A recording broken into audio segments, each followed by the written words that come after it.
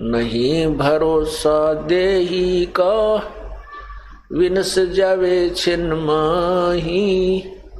श्वास उश्वास में नाम जपो हो, और यतन कछु नाही।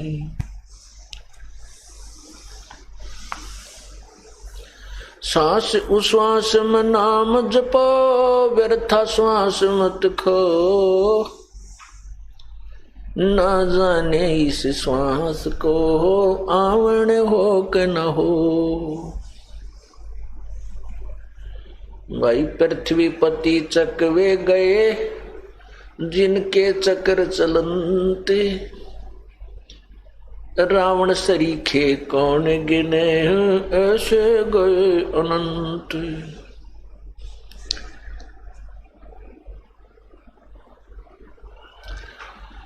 तीन लोक का राज, जय जीव को कोई दे। लाख बधाई क्या करे, जे नहीं नाम से ने।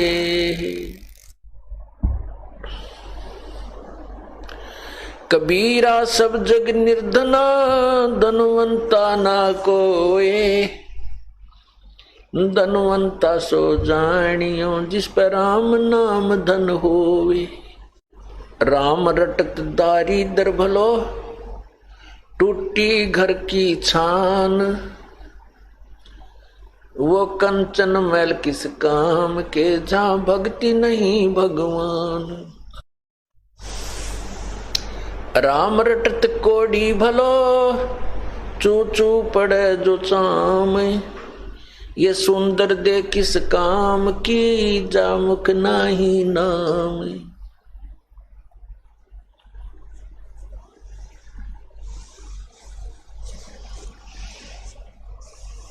परमपिता परमात्मा सारी सृष्टि के रचनहार कुल मालिक कबीर परमेश्वर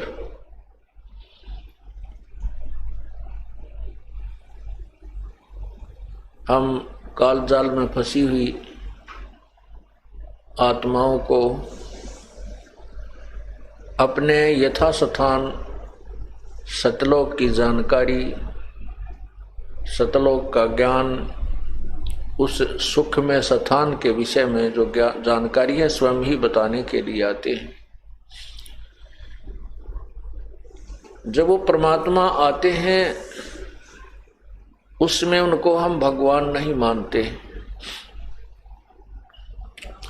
क्यों नहीं मानते? क्योंकि इस काल भगवान के संदेशवाहक प्रचारकों गुरुओं ने परमात्मा के सब सिद्धांत को पलट रखा होता है। शास्त्र विरुद्ध साधना के आधार पर सर्व जनता को आधारित किया हुआ होता है। वो बताते रहते हैं कि परमात्मा निराकार है, इसलिए परमात्मा जब आते हैं शरीर, क्योंकि वो साकार हैं, तो हम उसे परमात्मा प्रभु नहीं मानते, उसको परमेश्वर नहीं मानते, क्योंकि हमारी जो थ्योरी है वो गलत हो चुकी होती है।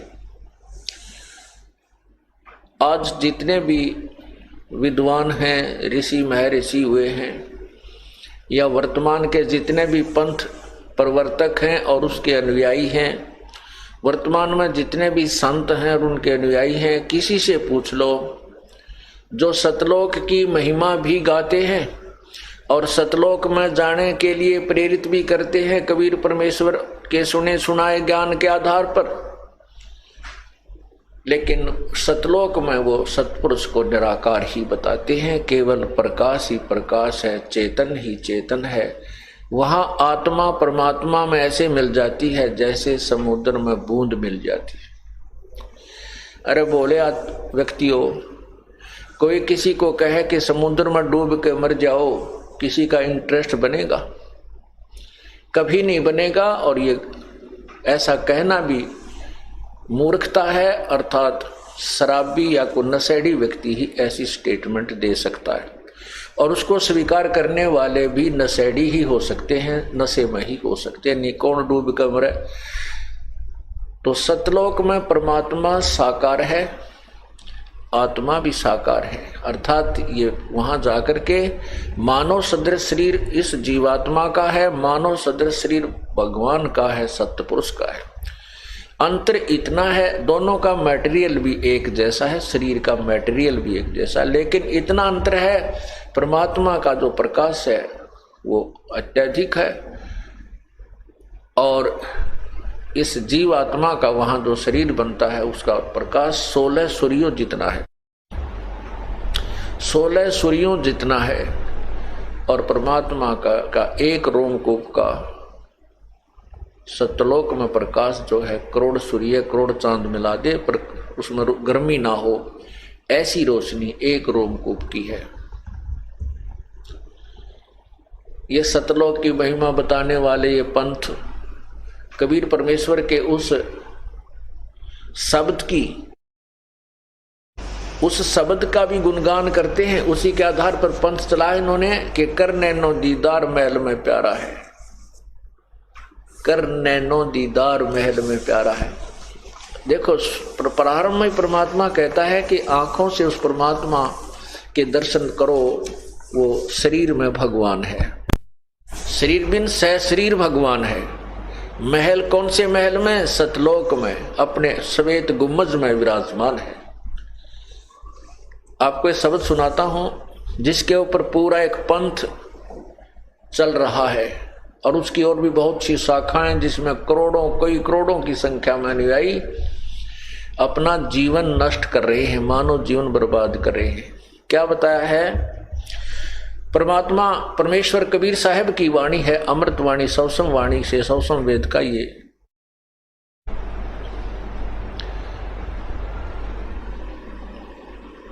पद्य भाग है। कर नैनो दीदार महल में प्यारा है। कौन सी नैनों से? उस दिव्य दृष्टि से परमात्मा के दर्शन होते हैं। उसके लिए क्या बताते हैं कि काम क्रोध मद लोभ विसारो, शील संतोष अक्षमा सतधारो, मद मास मिथ्या तज डारो, हो ज्ञान घोड़े असवार भरम से न्यारा है। दोती नेति बस्ती पाओ, आसन पदम युगत से लाओ, कुंभ कर रेचक करवाओ, पहले मूल सुधार कार्य हो सारा है। क्या बताते हैं? मूल कमल दल चतुर बखानो और किलियम जाप लाल रंग जानो, लाल रंग मानो। अब जिन्होंने उपदेश प्राप्त है वो ध्यान से सुनते रहना। परमात्मा ने इसमें कबीर परमेश्वर ने भी उन मंत्रों का इसमें वर्णन किया है जो हम आपको प्रथम बार देते हैं। मूल कमल दल चतुर बखानो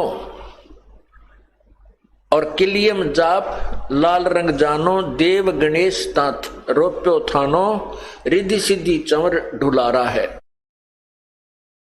सवाद चक्र षटदल विस्तारो, ब्रह्मा सावत्री रूप न्योहारो।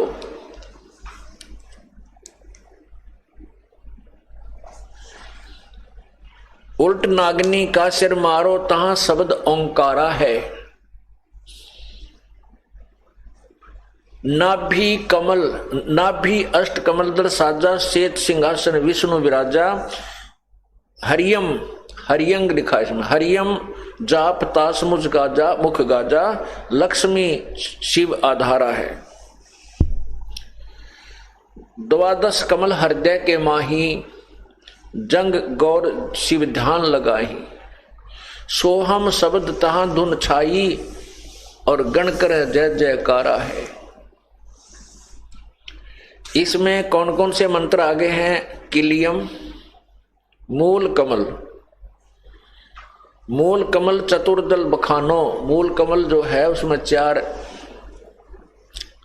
पंखड़ी का दल है ये, और किलियम इसका जाप है, गणेश यहाँ का देव है मूल कमल का। स्वाद चक्र में सावित्री ब्रह्मा का राज्य है और वहां ओम मंत्र है, ओंकार मंत्र है। फिर नाभि कमल में विष्णु और लक्ष्मी विराजमान है और हरियम जाप है। हृदय कमल में शिव और पार्वती हैं, सोहम जाप लिखा है परमात्मा ने, कबीर साहब ने। फिर कहते हैं दो दल कमल कंठ के माही, षोडश दल कमल के माही, तामद बसे अविद्या बाई, षोडश दल कमल कंठ के माही, तेहि मद बसे अविद्या बाई, हरिहर ब्रह्मा चवन ढुराई, जहां श्रीयम नाम उचारा है। अब ये 5 नाम ये हैं, जो 5 नाम पर गाटा जोड़ रखा है, वो 5 नाम ये हैं। और इन 5 नामों से मूल कमल से लेकर के और कंठ कमल तक की हमें रिहाई मिल जाती है। यहां तक हमारे कमल खुल जाते हैं इन 5 नामों के जाप से। इसके साथ जो प्रथम और द्वितीय लास्ट मंत्र जो मिलाया जाता है, ये पूर्ण परमात्मा का है। उससे ये मंत्र और ये आत्मा इन कमलों में उलझती नहीं। फिर इसलिए 2 मंत्र अति आवश्यक थे, हैं जो कि छुपा रखे थे परमात्मा ने। इसी को सार ज्ञान कहते हैं, तत्व ज्ञान इसी का नाम है। नहीं तो क्या करते थे ये संत जन, ऋषि जन भी इन कमलों से परिचित थे, ऐसी बात नहीं है।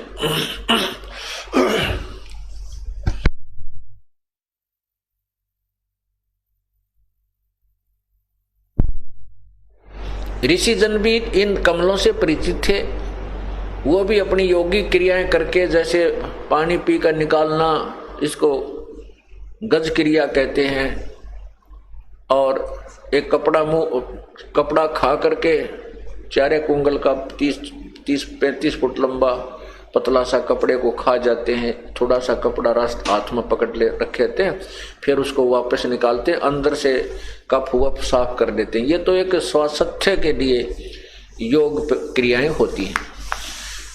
तो उसके बाद कहते हैं नाम, वो फिर अभ्यास करते थे कमलों का।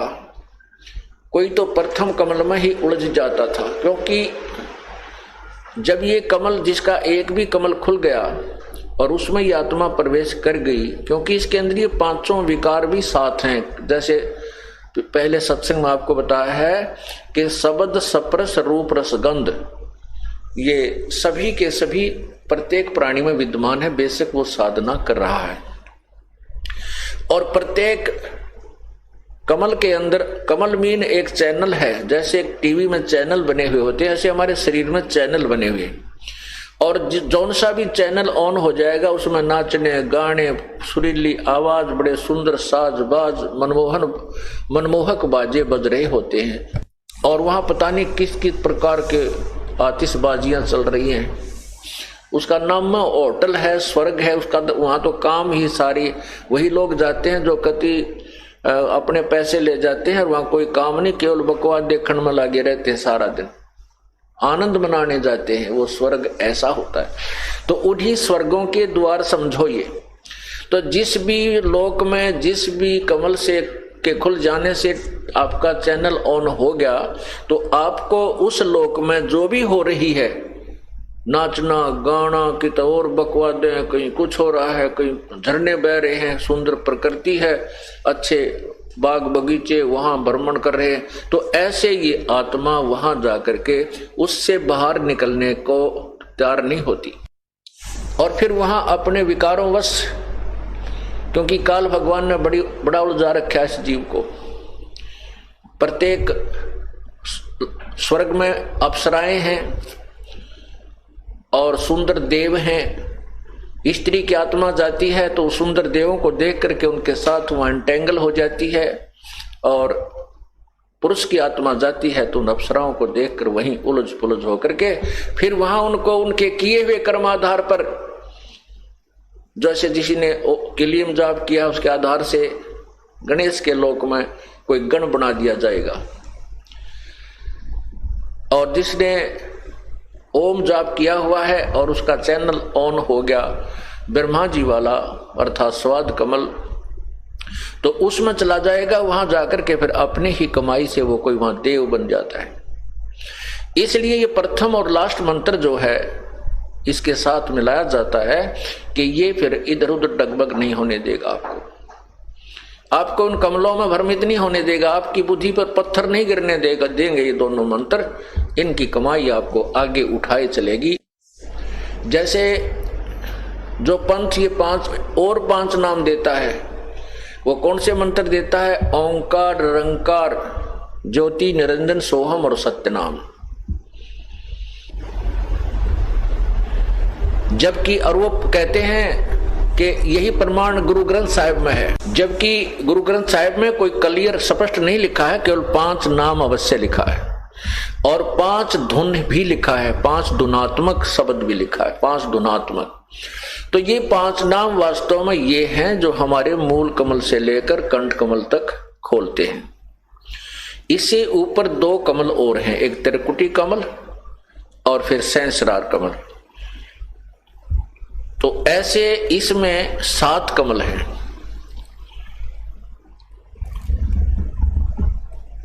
तो हम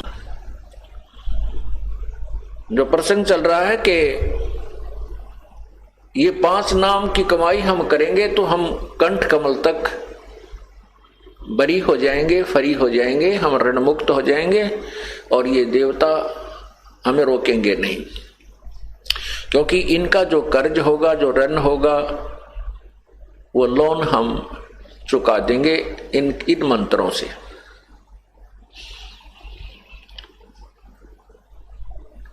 इसलिए यहां लिखा है कि 16 दल कमल के कंठ के माही, ताही बदे बसे अविद्या बाई, हर हर ब्रह्मा चौर ढोराई, जहां श्रीयम नाम उचारा है।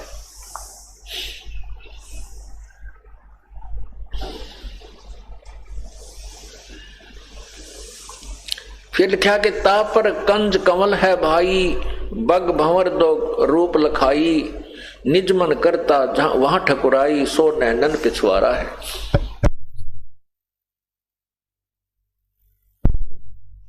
अब ये जो तीसरा कमल बताया है, आगे जो छठा कमल बताया है,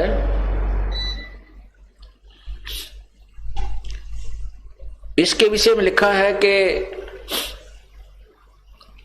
इसको कुंज कमल भी कहते हैं, कुंज कमल, इसको त्रिकुटी कमल भी कहते हैं। अब किसी से पूछिए, कहते हैं त्रिकुटी यहां पर है, यहां बताते हैं नहीं, इन नैनों के पीछे, ये दोनों नैन जो इन नैनों के पीछे यहां, क्योंकि ये बैक बोन से संबंधित है हमारी ये सारी कमलें, रीढ़ की हड्डी के साथ साथ पैरेलल आ रही हैं ऊपर। तो यहां आकर के ये यहां नहीं है, इन आंखों के पीछे बैक साइड में है, इस खोपड़ी में बादशाह ने, वहां पर सफेद और काले कलर का 2 पंखुड़ियों का कमल है, इसको त्रिकुटी कमल कहते हैं। इसके आगे सहस्रार कमल है।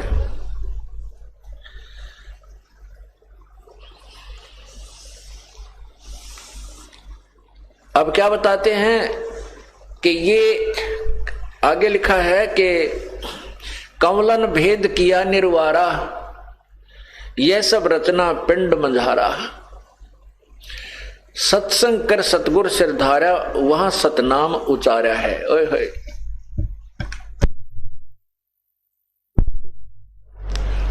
त्रिकुटी कमल तक कहते हैं कि इन 5 कमलों का भेद आपको बता दिया है, और पूर्ण संत जब आपको मिल जाएगा वो इसका सब निर्णय देगा और वो सतनाम देगा। और त्रिकुटी कमल पर जाकर के हम सतनाम की कमाई का अकाउंट देंगे। त्रिकुटी कमल पर जाकर के सतनाम जो हमारा जाप है, उसमें जो ओम मंत्र है, 2 अक्षर का जो मंत्र है, ये सतनाम 2 अक्षर का मंत्र है। ओम नाम जो ओम की कमाई है वो हम ब्रह्म को छोड़ देंगे। जैसे गीता जी अध्याय नंबर 18 के श्लोक 66 में कहा है कि सर्वधर्मान परित्यज माम मेरे लेवल की, मेरे स्तर की जितनी भी तूने धार्मिक अनुष्ठान किए हैं, पूजाएं की हैं, वो मुझ में त्याग। परित्यज्य माने त्याग कर। एकम शरणम व्रज, उस एक सर्वशक्तिमान की शरण में चला जा।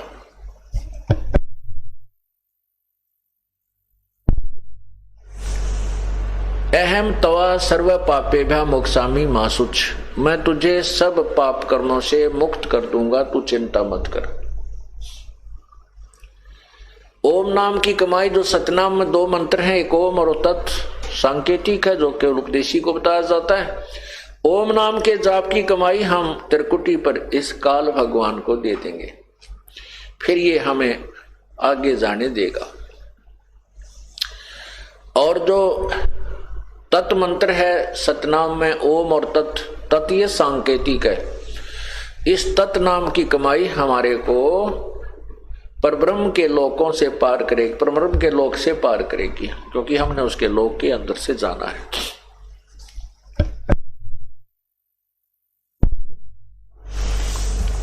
तो यहां क्या बताते हैं, ये कमलन भेद किया निर्वारा, ये सब रचना पिंड मंझारा, ये सब इस शरीर, पिंड माने शरीर के अंदर है। और सत्संग कर, सत्संग कर सतगुरु श्रद्धारा, यानी सत्संग को सुना और जब तत्वदर्शी संत मिला उसके उस सच्चाई का को हमने स्वीकार करना। सत्य का, सत्संग का अर्थ होता है सत्य का साथ देना, सत्य के साथ रहना, असत्य को त्याग देना, उसको सत्संग कहते हैं। यानी सच्चे ज्ञान को ग्रहण करना, सच्चाई का अनुसरण करने का नाम सत्संग होता है। और सत्संग के अंदर वो ज्ञान कराया जाता है, उसको सुन करके हम उस ज्ञान के आधार से अपना जीवन बदल लेते हैं। सत्संग कर सतगुरु श्रद्धारा, वहां सतनाम उचारा है, वह सतनाम उचारा है। अब क्या बताते हैं, आंख कान मुख बंद कराओ, अनहद झिंगा शब्द सुनाओ, दोनों तिल एक तार मिलाओ, तब देखो गुलजारा है।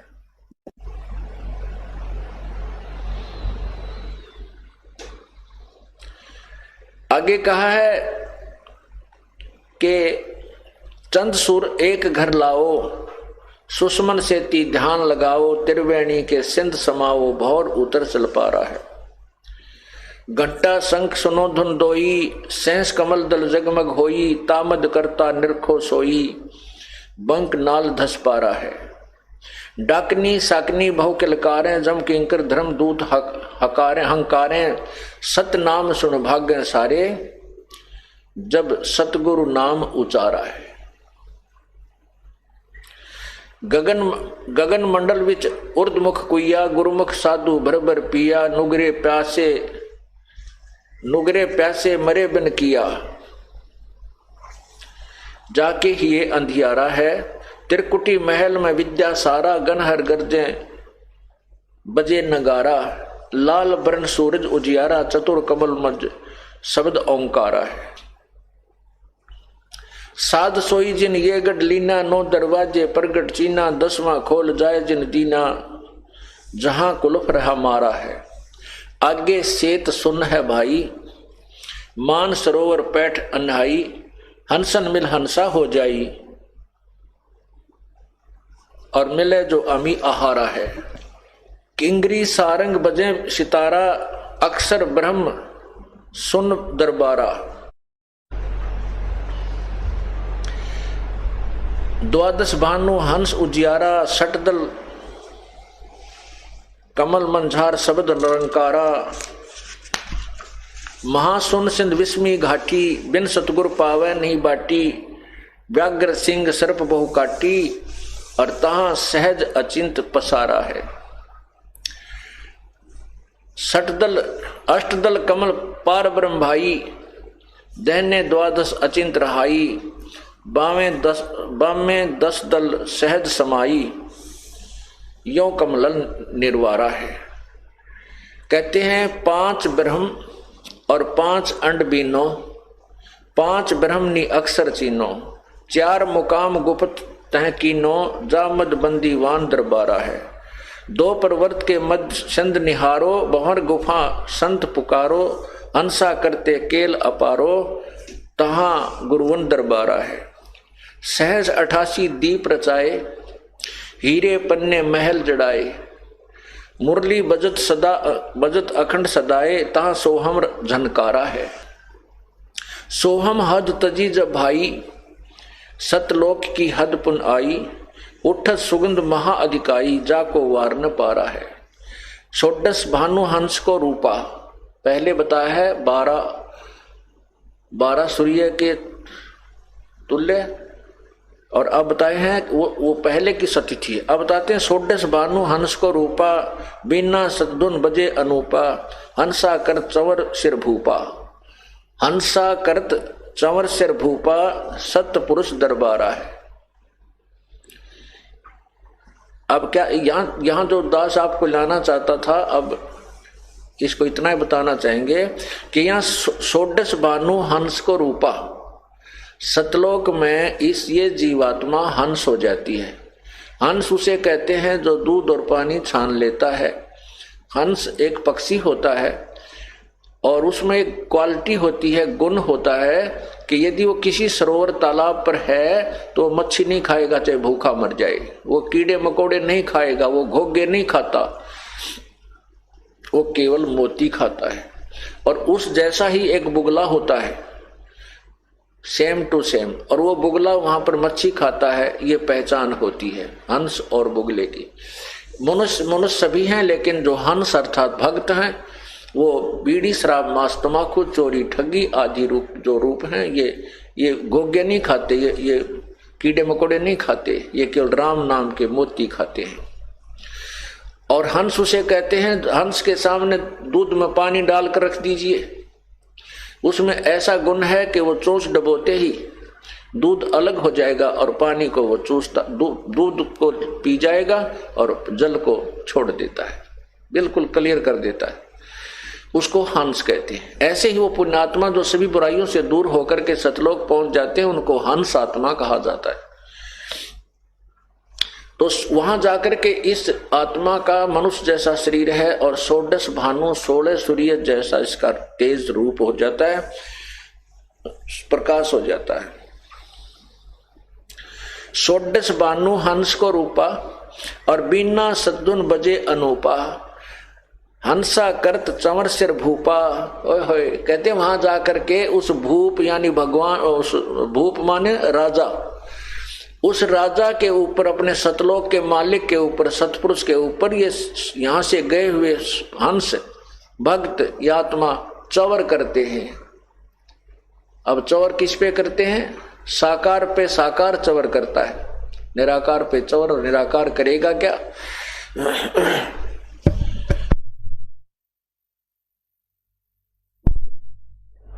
षोडश भानु हंस को रूपा, 16 सूर्य जैसा उस हंस का रूप यानी तेजो में शरीर बन जाता है। और बिना सतदुन बजे अनूपा, हंस करत चंवर सिर भूपा। हंस वो पुण्यात्मा वहां गई हुई अपने भगवान के ऊपर चंवर करती हैं। और ये वो सतपुरुष दरबारा है, सतलोक में सतपुरुष का दरबार है, उसका जो है ना स्थान है। कोटिन भानु उदय जो होई, करोड़ सूर्य उदय हो जा, एते ही पुन चंद्र खिलोई। इतने ही चंद्रमाओं की रोशनी दोनों को मिला दे, सत्य पुरुष रोम सम एक न हुई, ऐसा पुरुष दीदारा है। ओए होए, ऐसा उस भगवान सतपुरुष के दर्शन है कि एक रोम को की रोशनी करोड़ों सूर्य और करोड़ों चंद्रमा की रोशनी मिला दे, उनके एक रोमकूप के सामने के प्रकाश के तुल्य भी नहीं है, कम ही रह जाती है। ऐसा परमेश्वर के दर्शन है। दीदार माने दर्शन, निराकार के दर्शन नहीं होते।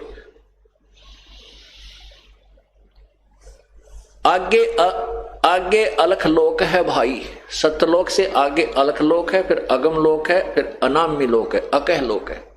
अनामी अर्थात अकय। आगे अलख लोक है भाई, ऐसे अलख पुरुष, ऐसा अलख पुरुष की तह ठुकराई।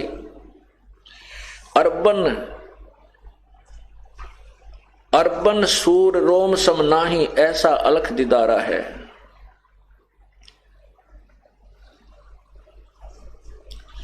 आगे अलख लोक है भाई, अलख पुरुष की तह ठुकराई। अर्बन एक अरब सूर्य एक रोमकुंभ के प्रकाश के समान है। एक रोमकुंभ का प्रकाश जो है अरब सूर्यों के तुल्य समान है उस अलख पुरुष की। ऐसा अलख निहारा है, देखा है। निहारा माने देखा है। ऐसा अलख देखा है, अलख जो यहां से कोई नहीं देख सकता। परमात्मा कबीर साहब कहते हैं ऐसा अलख निहारा है। ता पर अगम महल एक साजा, उस अलख से ऊपर एक अगम लोक है। अगम पुरुष ताही को राजा, उसमें अगम पुरुष का शासन है, वहां का मालिक है। और खरबन सूर रोम एक लाजा, ऐसा अगम अपारा है। खरब सूर्य उसके एक रोमकूप के प्रकाश के सामने फीके पड़ जाते हैं, ऐसा वो अगम पुरुष का अपार तेजों में शरीर है। ता पर अकय लोक है भाई, यानी सतलोक से ऊपर जो चौथा लोक है। ता पर अकय लोक है भाई, उसको अकय लोक भी कहते हैं, अनामी लोक भी कहते हैं। और पुरुष अनामी तहां रहाई, अनामी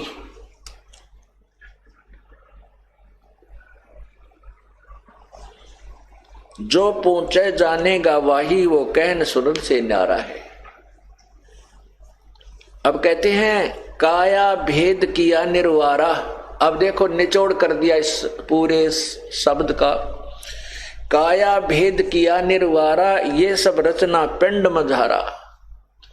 परमात्मा आपको क्या बता रहे हैं कि जो मैं आपको इसमें शब्द में वर्णन किया है, ये आपके इस काल ने इस शरीर के अंदर भी झूठी रचना करवा रखी है माया से, इस जीव को धोखा देने के लिए उस वास्तविक लोक की, सतलोक की नकल करवा रखी है एक शरीर में।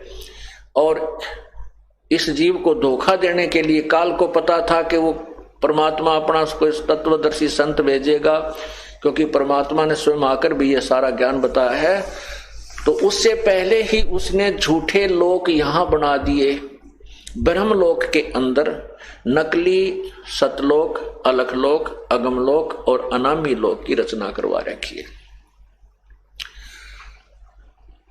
क्योंकि परमात्मा ने आके सब वर्णन किए थे और फिर साथ में इस शब्द के अंदर ये निर्णय देना अति आवश्यक था कि ये सारा कुछ जो मैंने बताया ये है तो सतलोक में, लेकिन इस काल ने अपनी माया के द्वारा, दुर्गा के द्वारा यहाँ पर नकली एक झूठे उसी की नकल बना रखी है जीव को धोखा देने के लिए। क्या लिखा है? काया भेद किया निर्वारा, ये सब रचना पिंड मजारा। माया अवगत जाल पसारा, सो कारीगर बार्या है। आज माया कीनी चतुराई, झूठी बाजी पिंड दिखाई।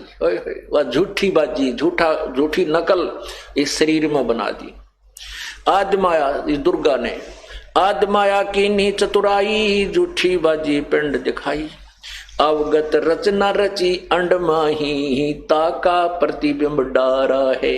ओए होए, ये झूठी रचना करी इस अंड माही, अंड कहो ब्रह्मांड कहो इस पिंड कहो।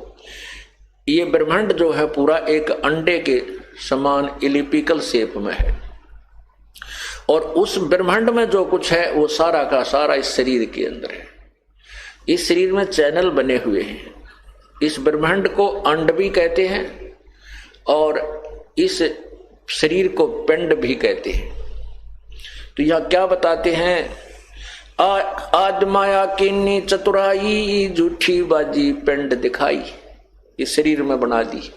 जो शरीर में दिखाई देती है ये काल का दिखाई देता है, इससे बाहर का नहीं है, सतलोक का नहीं है। शरीर के अंदर चाहे कितनी धुन बाज रही है, चाहे किसी प्रकार का कोई प्रकाश भी देख रहे हैं।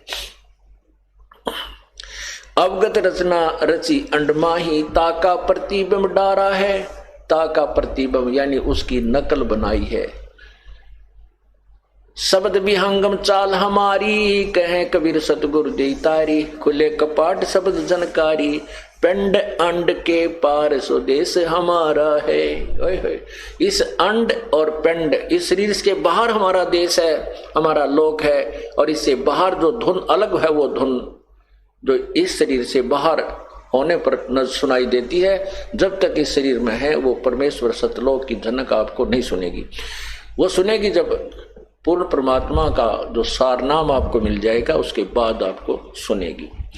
लेकिन उसको सुनने मात्र से मोक्ष नहीं है, ये तो प्रतीक है कि हमारी भक्ति चल रही है, बस इतनी सी बात। और ये क्या करते हैं कि कान आंख बंद करके 2.5 घंटे सुबह 2.5 घंटे शाम और धुन सुनो, बस क्या बात कही, बड़ी धुन सुनती हैं, झिंगे बोल रहे। इसमें तो काल की धुन है ये सारी।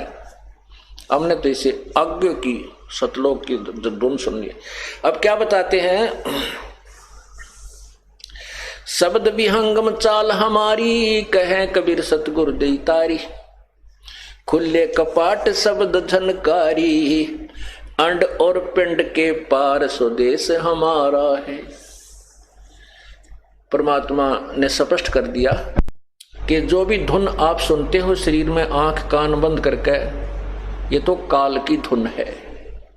इसके पार सो हमारा देश है। उसके विषय में कहते हैं, कोई है रे परले पार का, जो भेद कहे झनकार का। कोई है रे परले पार का, जो भेद कहे झनकार का। परले पार माने सतलोक से कोई आया हुआ, वो बताओ, फिर हम बताएंगे हाँ ये धुन सही बता रहा है। कोई है रे परले पार का, जो भेद कहे झनकार का। अब क्या गिनवाते हैं, वाह रही गोरख वाह रही दत्त, वाह रही धरु प्रहलाद अर्थ, वाह रही सुखदेव वाह रही व्यास, वाह रही पाराशर प्रकाश, वाह रही दुर्वासा दरवेश, वाह रही नारद सारद शेष। वार माने उर्ली साइड में, वार ही उर्ली तरफ है। जैसे एक दरिया का परला पार होता है, एक उर्ली साइड में, अपनी साइड में, इधर की तरफ इंघे को कहते हैं। वाह रही गोरख वाह रही दत्त, वाह रही गोरख, उर्ली साइड भी गोरख जी भी कितने बड़े सिद्ध पुरुष थे तो भी वार हैं, और दत्तात्रेय जी ये भी वार ही हैं। वाह रही गोरख वाह रही दत्त, वाह रही ध्रुव प्रहलाद अर्थ।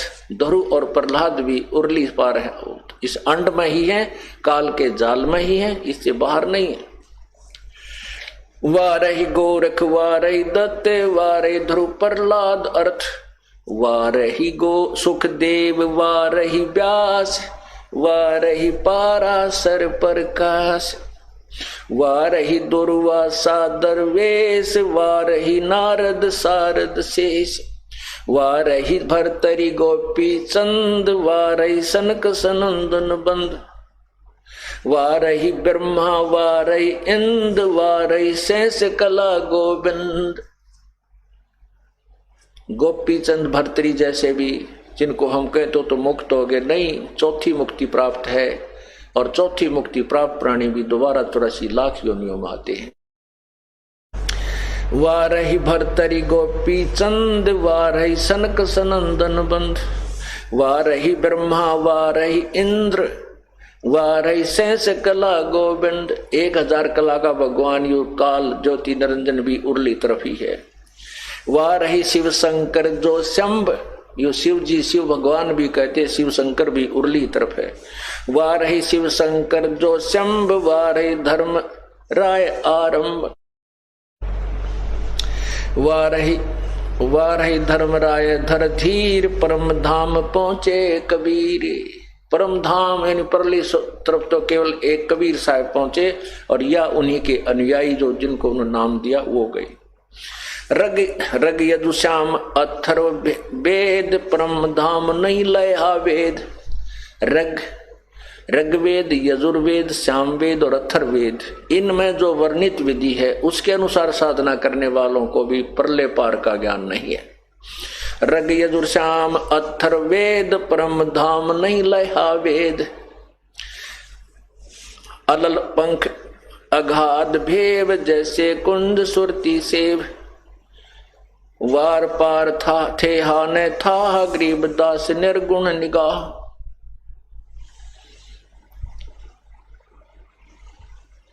अब क्या बताया है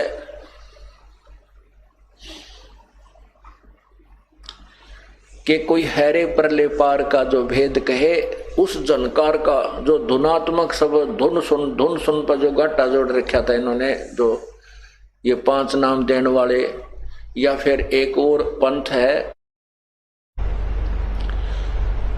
जो कहता हंस का उल्टा कर ले, हंस शब्द को उल्टा कर ले तो सोहम बन जाता है। और हंस, वैसे तो हंस का उल्टा करने से सोहम नहीं बनता। और वो कहते हंस जीव को कहते हैं, और जीव का जीव ही जाप कर रहा है। और सोहम शब्द के सोहम बना लिया उन्होंने, क्योंकि सोहम शब्द तो किसी शास्त्र में है ही नहीं, कबीर परमेश्वर ने आके बताया है। उस सोहम शब्द को कोई देने का अधिकारी भी नहीं है इस दास के अतिरिक्त। या परमात्मा स्वयं आए थे, या उनके जो संबंधित संत थे उस समय, जैसे आदरणीय धर्मदास साहिब जी, आदरणीय गरीबदास साहिब जी, आदरणीय नानक साहिब जी, आदरणीय मुल्कदास जी, आदरणीय दादू साहिब जी, आदरणीय गीसा साहिब जी, ये सोहम नाम दे सकते थे, लेकिन इनको देने का अधिकार नहीं था। वो केवल स्वयं ही जाप करना था। और इनको इसलिए सोहम शब्द जो परमात्मा कहते हैं, सोहम शब्द हम जग में लाए और सार शब्द हमें गुप्त छुपाए। नामा छिपा ओम तारी पीछे सोहम भेद बिचारी। और सार शब्द पाया जद लोई आवा गवन बहुड़ ना हुई। नामदेव जी जो छिपी जाति में थे, वो पहले ओम नाम का जाप किया करते थे। उसके बाद परमेश्वर उनको मिले और ये तत्व ज्ञान समझाया, तो फिर उनके समझ में आया, फिर उन्होंने उस सोहम मंत्र का जाप प्रारंभ किया। फिर कहते हैं केवल सोहम से भी मोक्ष नहीं है, सार शब्द पाया जद लोई आवागमन बहुर ना हुई। गरीबदास जी कहते हैं सोहम ऊपर और है सत सुकृत एक नाम, सब हंसों का वंश है, सब हंसों का वंश है और सही बस्ती सही ठाम। तो इसी प्रकार नामदेव जी कहते हैं कि नामा छिपा ओम तारी, तारी माने लौ लग रही थी, ओम नाम ओंकार नाम का जाप करा करते थे। फिर पीछे सोहम भेद बिचारी, ओहो, फिर पीछे सोहम वाली बात समझ में आई, ज्ञान तत्व ज्ञान सुना। फिर उन्होंने सतनाम का जाप किया जो 2 अक्षर का होता है। किसने? नामदेव जी ने। और फिर कहते हैं सार शब्द पाया जद लोई, जब परमात्मा ने उनको सार शब्द दिया तो नामदेव जैसे महापुरुष का भी तभी जन्म मृत्यु से छुटकारा हुआ, आवागमन बहुर ना हुई। तो वो सोहम नाम का 2 हिस्से करके जाप देते हैं। ये एक बहुत बड़ा पंथ चल रहा है जिसका विदेशों में भी बोलबाला, क्यों? बड़ी बड़ी आत्मा है जिनको ज्ञान है नहीं आध्यात्मिक, वो चाहे विदेशी हो चाहे स्वदेशी, उन्हें कोई बहका लो, उनके पीछे हो लेंगे, क्योंकि आत्मा को परमात्मा की चाह है। और ये नकली संत उनको गुमराह किए हुए बैठे हैं, इनका जीवन अनमोल जीवन बर्बाद करते हैं। उन्होंने सोहम शब्द के 2 टुकड़े करके जाप करना बता रखा है। कोई तो कहे 100 बार निकाले हम भीतर ले, कोई कहे हम बाहर छोड़े और 100 हम अंदर ले श्वास से। अरे भले आदमी हो, अब मोटरसाइकिल के 2 पहिए हैं और कोई न कहे अगले न आगे न चलाओ और पाछले न पाछे न चलावे, वो तो कैसे चलेगी भाई? खोल लो, इसने खोल खड़े करके तो घुमा सकते हो, एक न आगे न घुमा ले, एक न पाछे न घुमा ले, वो तो दोनों ही अपनी विधिवत चलेंगे तभी बात बनेगी। या किसी वस्तु के 2 टुकड़े कर देने से वो व्यर्थ हो जाती है, ये एक ही अक्षर है। और क्योंकि कबीर साहब के सुने सुनाए ज्ञान से उन्होंने सांस का शब्द ले लिया। अब कबीर साहब कहते हैं जो जन होगा जो हरि लेगा शब्द बिलगाए, और सोहम सोहम जप मरे व्यर्था जन्म गवाए। अकेला सोहम सोहम जाप जपने से भी चाहे उसने 2 भाग कर ले चाहे 1 कर ले, वो जप का मर गए व्यर्था जन्म गवाए। क्यों? क्योंकि सार शब्द जब तक नहीं मिलेगा वो जीवन व्यर्थ है, वो मोक्ष नहीं हो सकता। तो कहीं भी किसी भी सदग्रंथ में, किसी कुरान में, किसी पुराण में, वेदों में, उपनिषदों में आपको सोहम शब्द नहीं मिलेगा। परमात्मा ने आकर के ये मंत्र यहां प्रकट किया है और सार नाम सार शब्द अभी छुपा रखे हैं, वो अब इस समय प्रकट करने हैं। ये समय निर्धारित था प्रभु का। ना हमारे जैसे तुच्छबुद्धि जीव को कहाँ ये ऐसे निर्मल ज्ञान की जानकारी होनी थी। प्रभु ने अपनी शक्ति से, अपने रिमोट से और अपने ही कंप्यूटर से हमारे कंप्यूटर में योग जो है ना तत्व ज्ञान फीड कर दिया और उन्हीं की कृपा से आपके समक्ष प्रकट हो रहा कबीर परमेश्वर की रजा से। और ये समय था निर्धारित, पहले से लिखा परमात्मा ने अपनी वाणी में कि एक समय ऐसा आएगा कि पूरी पृथ्वी पर मेरा ही ज्ञान होगा। धर्मदास जी से कहा है पूरी पृथ्वी पर एक मेरा ही ज्ञान होगा, मेरा ही नाम होगा और एक ही भगवान की पूजा पूरी पृथ्वी पर चलेगी। जो भक्ति करेंगे, जो नहीं करते हैं वो ना करेंगे, वो अलग बात है। अगर यदि कोई परमात्मा चाहता है तो साधना यही करेगा और नहीं कर सकता इस ज्ञान को सुनने के उपरांत। पूरे विश्व में एक ही भक्ति, एक ही परमात्मा की साधना होगी और ये माया की दौड़ समाप्त हो जाएगी। माया की होड़ जो लगी है लूट ले। अब जैसे हम क्यों दुखी हैं, जो इस तत्व ज्ञान को समझकर भक्ति पर लग गए हैं। हम चाहते हैं ज्यादा से मैं भगवान के चरणों में लगाएं, उसकी साधना करें, उसके भक्ति करें और भाई संसारिक धंधे में हमें कम करना पड़े संसारिक धंधा। अब जैसे हम बच्चों की शादी करते हैं, अब ठीक है हमारा पुत्र है, पुत्र का विवाह तो हम अपने हिसाब से कर सकते हैं। उसको कहेंगे भी हमने कोई दहेज नहीं लेना, अपनी एक बेटी दे दो और एक उसका सूट दे दो, अर्थात एक दो चार कपड़े देना चाहो अपनी बेटी को दे दो, हमने जरूरत नहीं है। जब हमने बेटी का विवाह करना पड़ता है तो अभी हमारे भक्त इतने नहीं है कि हम एक दूसरे में आपस में ही कर सकें, तो हमने बगैर उपदेश वालों के भी अपनी बेटी ब्याहनी पड़ती है। तो वो अभी ना समझ है, इस कारण से अब हम आधे दुखी हैं। उसके लिए हमने कुछ थोड़ा बहुत करना पड़ता है, ज्यादा नहीं तो थोड़ा बहुत करना ही पड़ता है। तो इस प्रकार हम अभी इसलिए दुखी है। फिर हम चाहते हैं कि केवल हमारा इतना मकान बने कि गुजारा हो जाए। हमारी आंखों के सामने हमने ऐसी परिस्थिति देखी है, एक पिता ने अपने पुत्रों के लिए 20-30 एकड़ जमीन बना दी, ट्रैक्टर ले रखा। और कैसे लिया? आज से 50 वर्ष पहले जब हम छोटे छोटे थे उस समय वो 5 रुपए सैकड़ा ब्याज लेता था। वो तरह 5 रुपए सैकड़ा, आज से 50 साल, शायद आज भी 5 रुपए नहीं होगा, बहुत ही एकाध निर्भाग वेशक लेता हो। उस समय 5 रुपए सैकड़ा ब्याज, वो खून चूसा करता। उसकी मृत्यु देखी पागलों की तरह, अंत समय में पागल हो गया, अपनी टट्टी अपने मुंह पर मारे बैठ के, द्वारा का टक्कर मारे, बुरा हाल हो गया। और कुछ ऐसे भी लोग देखे जिन्होंने अपने बच्चों के लिए बहुत सी संपत्ति जोड़ी और पिताजी के जीते जी बेटा जवान हुआ, इकलौता पुत्र था, उसने शराब पीनी शुरू कर दी। वो 200 बीघे जमीन थी, 200 बीघा माने 40 एकड़ जमीन, वो सारी बेच दी और फिर मजदूरी करने लग गया पिता की आंखों के सामने। बूढ़ा पिताजी तो बूढ़े हो गए, कुछ पार बसावा नहीं। तो पुण्यात्माओं, जो बच्चे के भाग्य में है वही रहेगा। उस बेटे के भाग्य में मजदूरी करना था, पिताजी की संपत्ति उसका कति काम नहीं आई। इसलिए हमने इतना तो मकान चाहिए। कबीर साहब कहते, कबीर घर तो 3.5 हाथ भाई गणा तो 4.25, कह कबीर अधिका गहे ताको नहीं विचारे।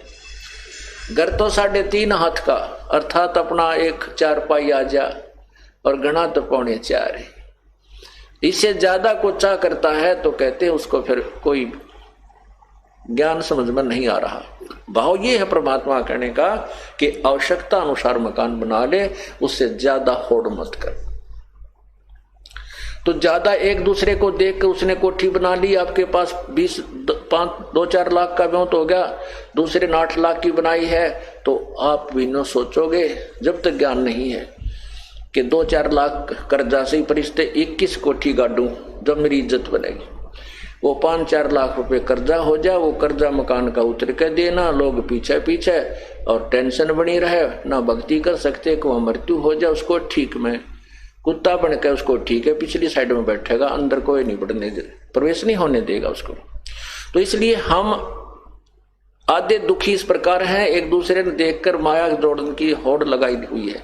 जब हम सभी को पूरे विश्व में ये ज्ञान फैल जाएगा, फिर तो छोटे छोटे मकान बनाएंगे, काम चलाओ और अपनी भक्ति ज्यादा करा करेंगे और माया की दौड़ कम हो जाएगी, आवश्यकताएं कम होगी तो अपने आप माया की हवस समाप्त हो जाएगी। इस प्रकार जब परमात्मा यहां आते हैं, अब आपने सुना कि उन्होंने कितना ज्ञान फैला रखा था कि परमात्मा निराकार है और सतलोक में जाकर के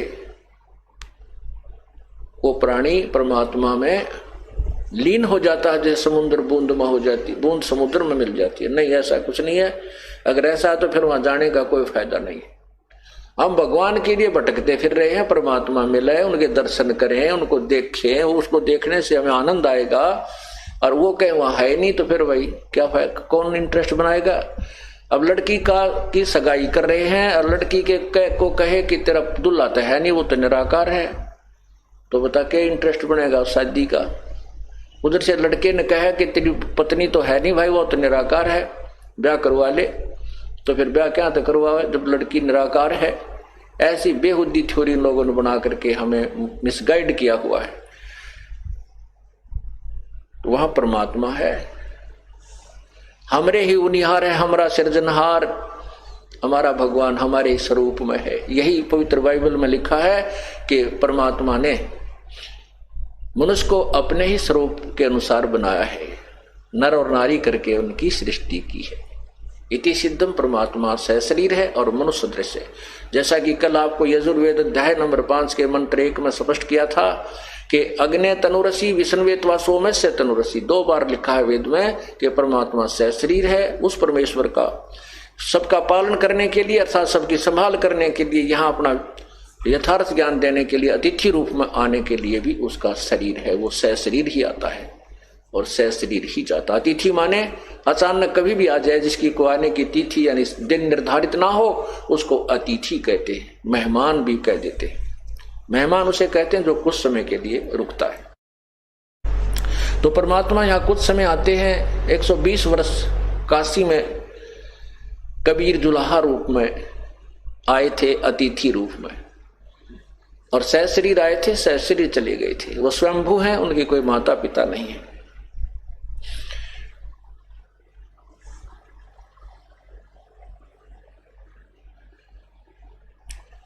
परमात्मा अपनी वाणी में सौसम वेद में स्वयं स्पष्ट कर रहे हैं,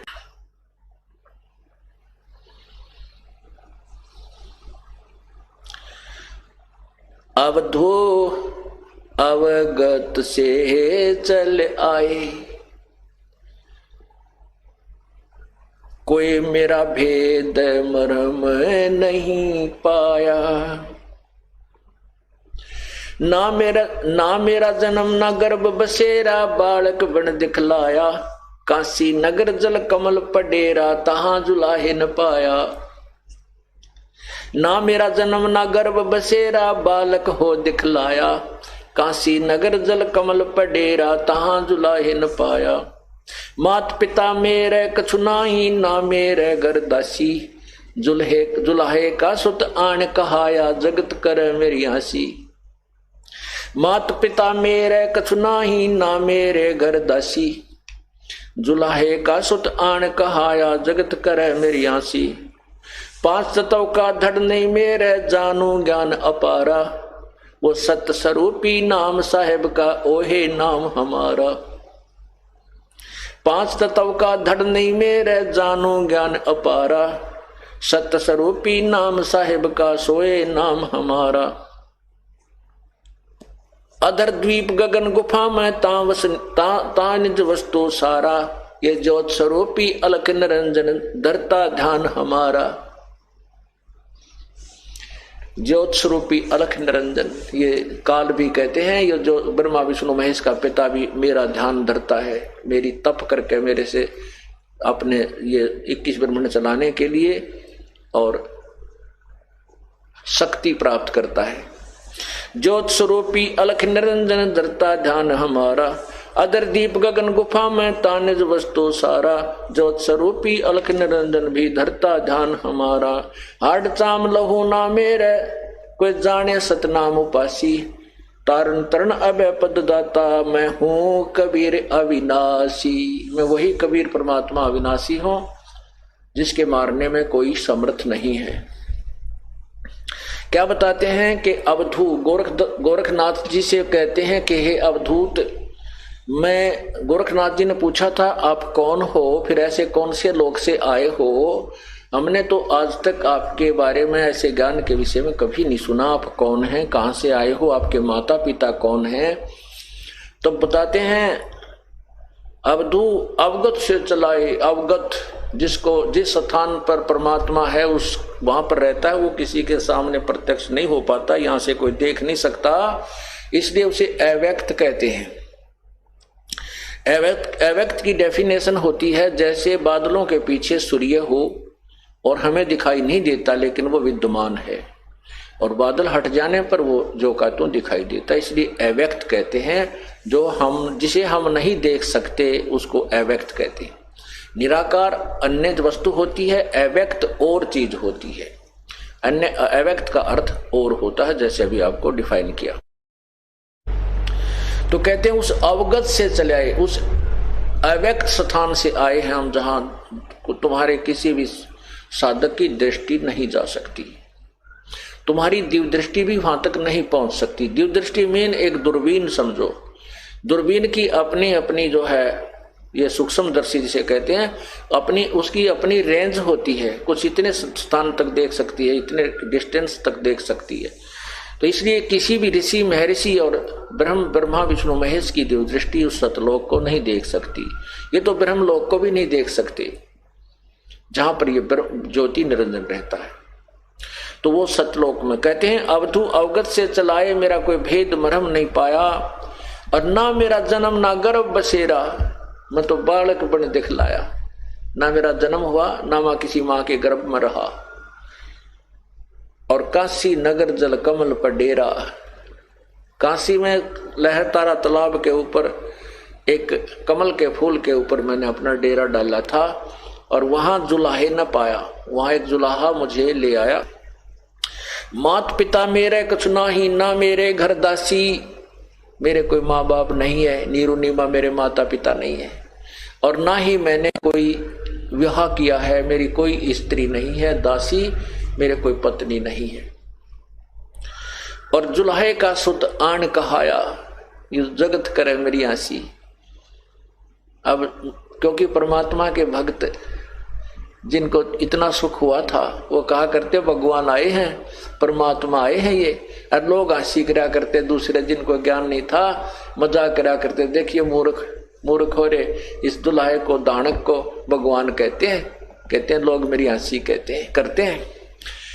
मात पिता मेरे कछु ना ही, ना मेरे घर दासी, जुलाहे का सुत आन कहाया, जो जगत करे मेरी हंसी।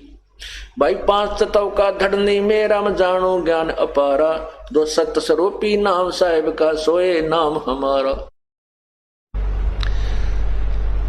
अब ये इसमें बहुत से ऐसे ज्ञान है, क्योंकि ये सत्संग में पहली कक्षा से लेकर के अंतिम पढ़ाई तक का ज्ञान सुनाया जाता है, और जो बच्चे पहली कक्षा के हैं वो पहली वाला ज्ञान सुनेंगे, समझते हैं, और जो उच्च कक्षाएं में हो गए हैं वो उस ज्ञान को भी साथ साथ समझ रहे हैं। अब इसमें क्या बताया है, ये है वो अंतिम, जिनको सारनाम मिल गया है वो समझ जाएंगे इस बात को। कबीर साहब कहते हैं जो जग होगा जो जन होगा जो हरि लेगा शब्द बिल गाए, जो जन होगा जो हरि वो लेगा शब्द परख। जो आपको सारनाम दिया जाएगा, जो उस समय दिया जाता है जब आप काफी बुद्धिमान हो जाते हो, इस ज्ञान को समझ जाते हो, और तभी वो नाम आपको नाम जचता है, वो सारनाम आपको सारनाम ही महसूस होता है। अन्यथा वो आप उसको उसके ऊपर रुक नहीं सकते, उस नाम को नाम नहीं, वो सारनाम मान नहीं सकते, ऐसा नाम है। कहते हैं जो जन होगा जो हरि लेगा शब्द परख, और कहते हैं यो सार नाम मेरा आदि का और सुन मत जाइयो सरक। ये जो नाम सार नाम आपको दिया जाता है वो मेरा वही वास्तविक नाम है, इसको सुनकर सरक मत जाना, डगमग मत हो जाना। जो जन होगा जो हरि लेगा नाम परख, वो परख लेगा उस नाम को, कहा वह सही है, ये तो गुरुजी ने तो दिया है, सच यही है। और ये कहते हैं यही नाम मेरा आदि का, और सुनकर मत जाइयो सरक, कहते डगमग हो जाओ, यो किसा सारना हो, यो ऐसा हुआ कर सारना, ऐसे मत सोचना। कहते हैं ये मेरा नाम आदि का है। तो यहाँ क्या कहते हैं, सत्य स्वरूपी 5 तत्व का धड़नी मेरा जानो ज्ञान अपारा, जो सत्य स्वरूपी नाम साहिब का सोए नाम हमारा। अधर द्वीप गगन गुफा में तानिज वस्तु सारा, वो ज्योत स्वरूपी अलख निरंजन भी धरता ध्यान हमारा। अब आपको दिखाते हैं कि ज्योति निरंजन भी उसी परमात्मा का ध्यान धरता है, और साथ में ये ब्रह्मा विष्णु महेश भी उसी तरह उस काल के भ्रमित किए हुए ये तप करते रहते हैं। जैसा कल शाम के समय आपको बताया था कि विष्णु जी कह रहे हैं कि मैं अधिकतर समय तप करता हूं, तो तुम साधना करते हो तो किसका ध्यान लगाते हो? अब सारे भ्रमित हैं। अब आपको दिखाते हैं, एक ना भूला दो ना भूली, भूली सब संसारी, मेरे साधो भाई मैंने सब जग भूला पाया।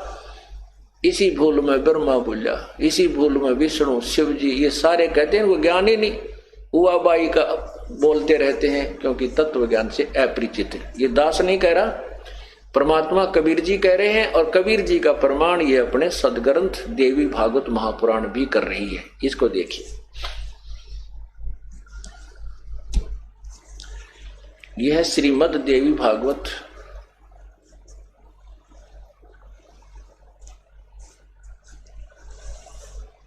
ये पुराण है, और ये कहां से प्रकाशित है? गीता प्रेस गोरखपुर से, ये गीता प्रेस गोरखपुर से। और यहां देखिएगा,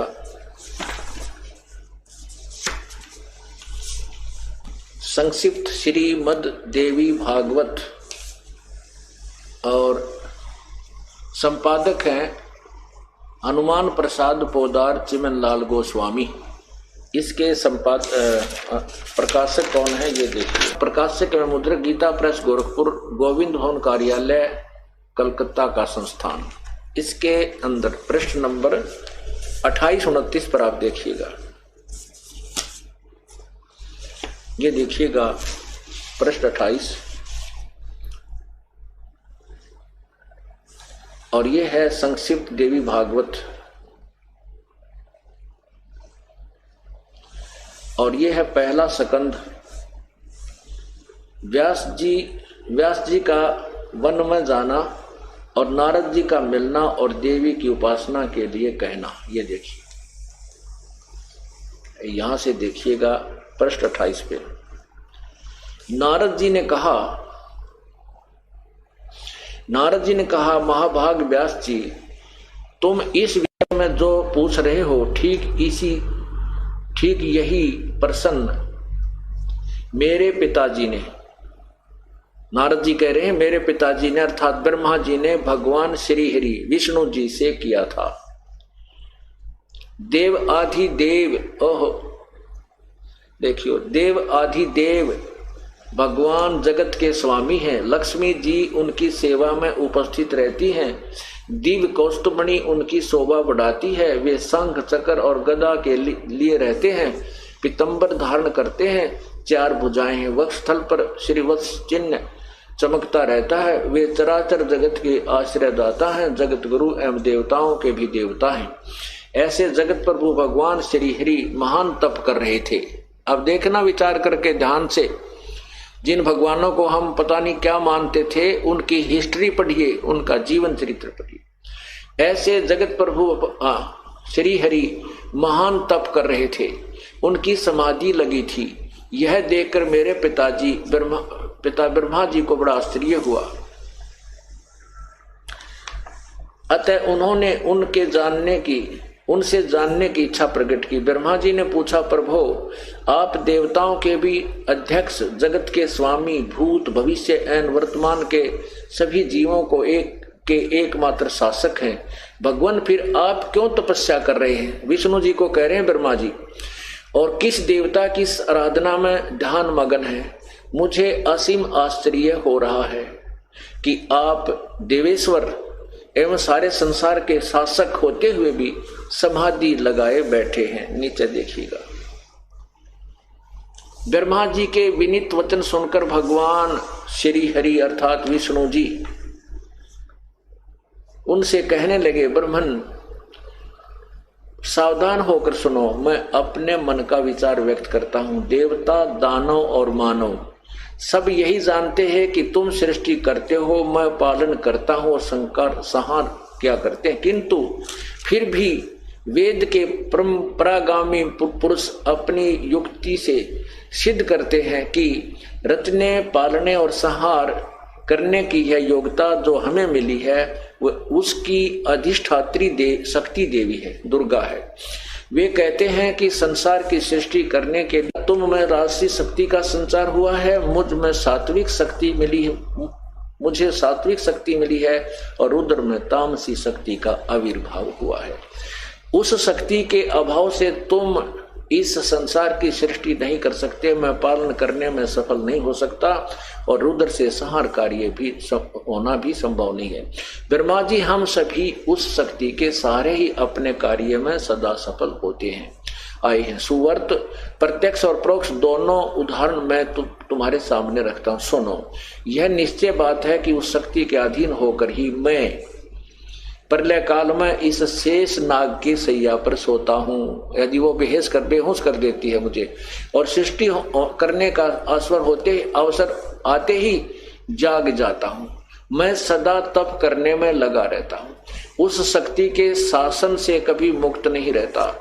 कभी अवसर मिला तो लक्ष्मी के साथ सुख पूर्वक समय बिताने का सौभाग्य प्राप्त होता है। मैं कभी तो दानवों के साथ युद्ध करता हूँ। आखिर जगत को भय पहुंचाने वाले दैत्यों का विकराल शरीर को शांत करना मेरा परम कर्तव्य हो जाता है। यहां देखिए, मुझे सब प्रकार से शक्ति के अधीन होकर रहना पड़ता है। दुर्गा के अधीन हूं मैं, विष्णु जी कह रहे हैं। उन्हीं भगवती शक्ति का मैं निरंतर ध्यान किया करता हूं, मैं उसी की पूजा करता हूं। ब्रह्मा जी, मेरी जानकारी में इन भगवती शक्ति से बढ़कर दूसरे कोई देवता नहीं है, कोई भगवान नहीं है। अरे तेरा गजब हो। जिन भगवानों को हम सर्वशक्तिमान मानते थे, इनमें कह का विज्ञान कोई ना, विष्णु जी कह रहे हैं दुर्गा ही पूर्ण परमात्मा है, इससे आगे कोई भगवान है कोई नहीं। मैं तो इससे का ध्यान करता हूं, तप करता हूं। मेरे साथ दो भाई सब जग भूला पाया, मेरे साथ दो भाई सब जग भूला पाया। इसी भूल में ब्रह्मा भूला जिसने वेद सरसाया, इसी भूल में ब्रह्मा भूला जिसने वेद सरसाया। वेद पढ़ियो पंडित भूला, वो मर्म भेद ना पाया। मेरे साथ दो भाई सब जग भूला पाया, मेरे साथ दो भाई सब जग भूला पाया। इसी भूल में विष्णु भूला जिन वैष्णो धर्म चलाया। इसी भूल में विष्णु भूला जिन वैष्णो धर्म चलाया।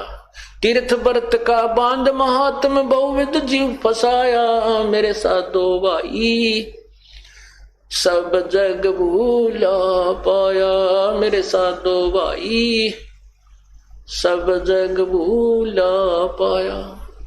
इसी भूल में शंकर भूला जिन भिक्षुक पंथ चलाया। इसी भूल में शिव जी भूला जिन भिक्षुक पंथ चलाया। सिर पर जटा हाथ में खप्पर घर घर अलख जगाया। मेरे साधो भाई सब जग भूला पाया। मेरे साधो भाई सब जग भूला पाया। इसी भूल में भूले मच्छंद्र जिन संगल द्वीप बसाया। इसी भूल में भूले मच्छंद्र जिन संगल द्वीप बसाया। विषय वासना के वश होकर अपना योग नसाया। मेरे साधो भाई सब जग भूला पाया। मेरे साधो भाई सब जग भूला पाया। कह कबीर सुनो भाई साधो इस फूल का भेद न पाया। कहें कबीर सुनो भाई साधो इस भूल का भेद न पाया। जिसने पा गया इस भेद भूल का वो गर्भवास नहीं आया। मेरे साधो भाई सब जग भूला पाया। मेरे साधो भाई सब जग भूला पाया।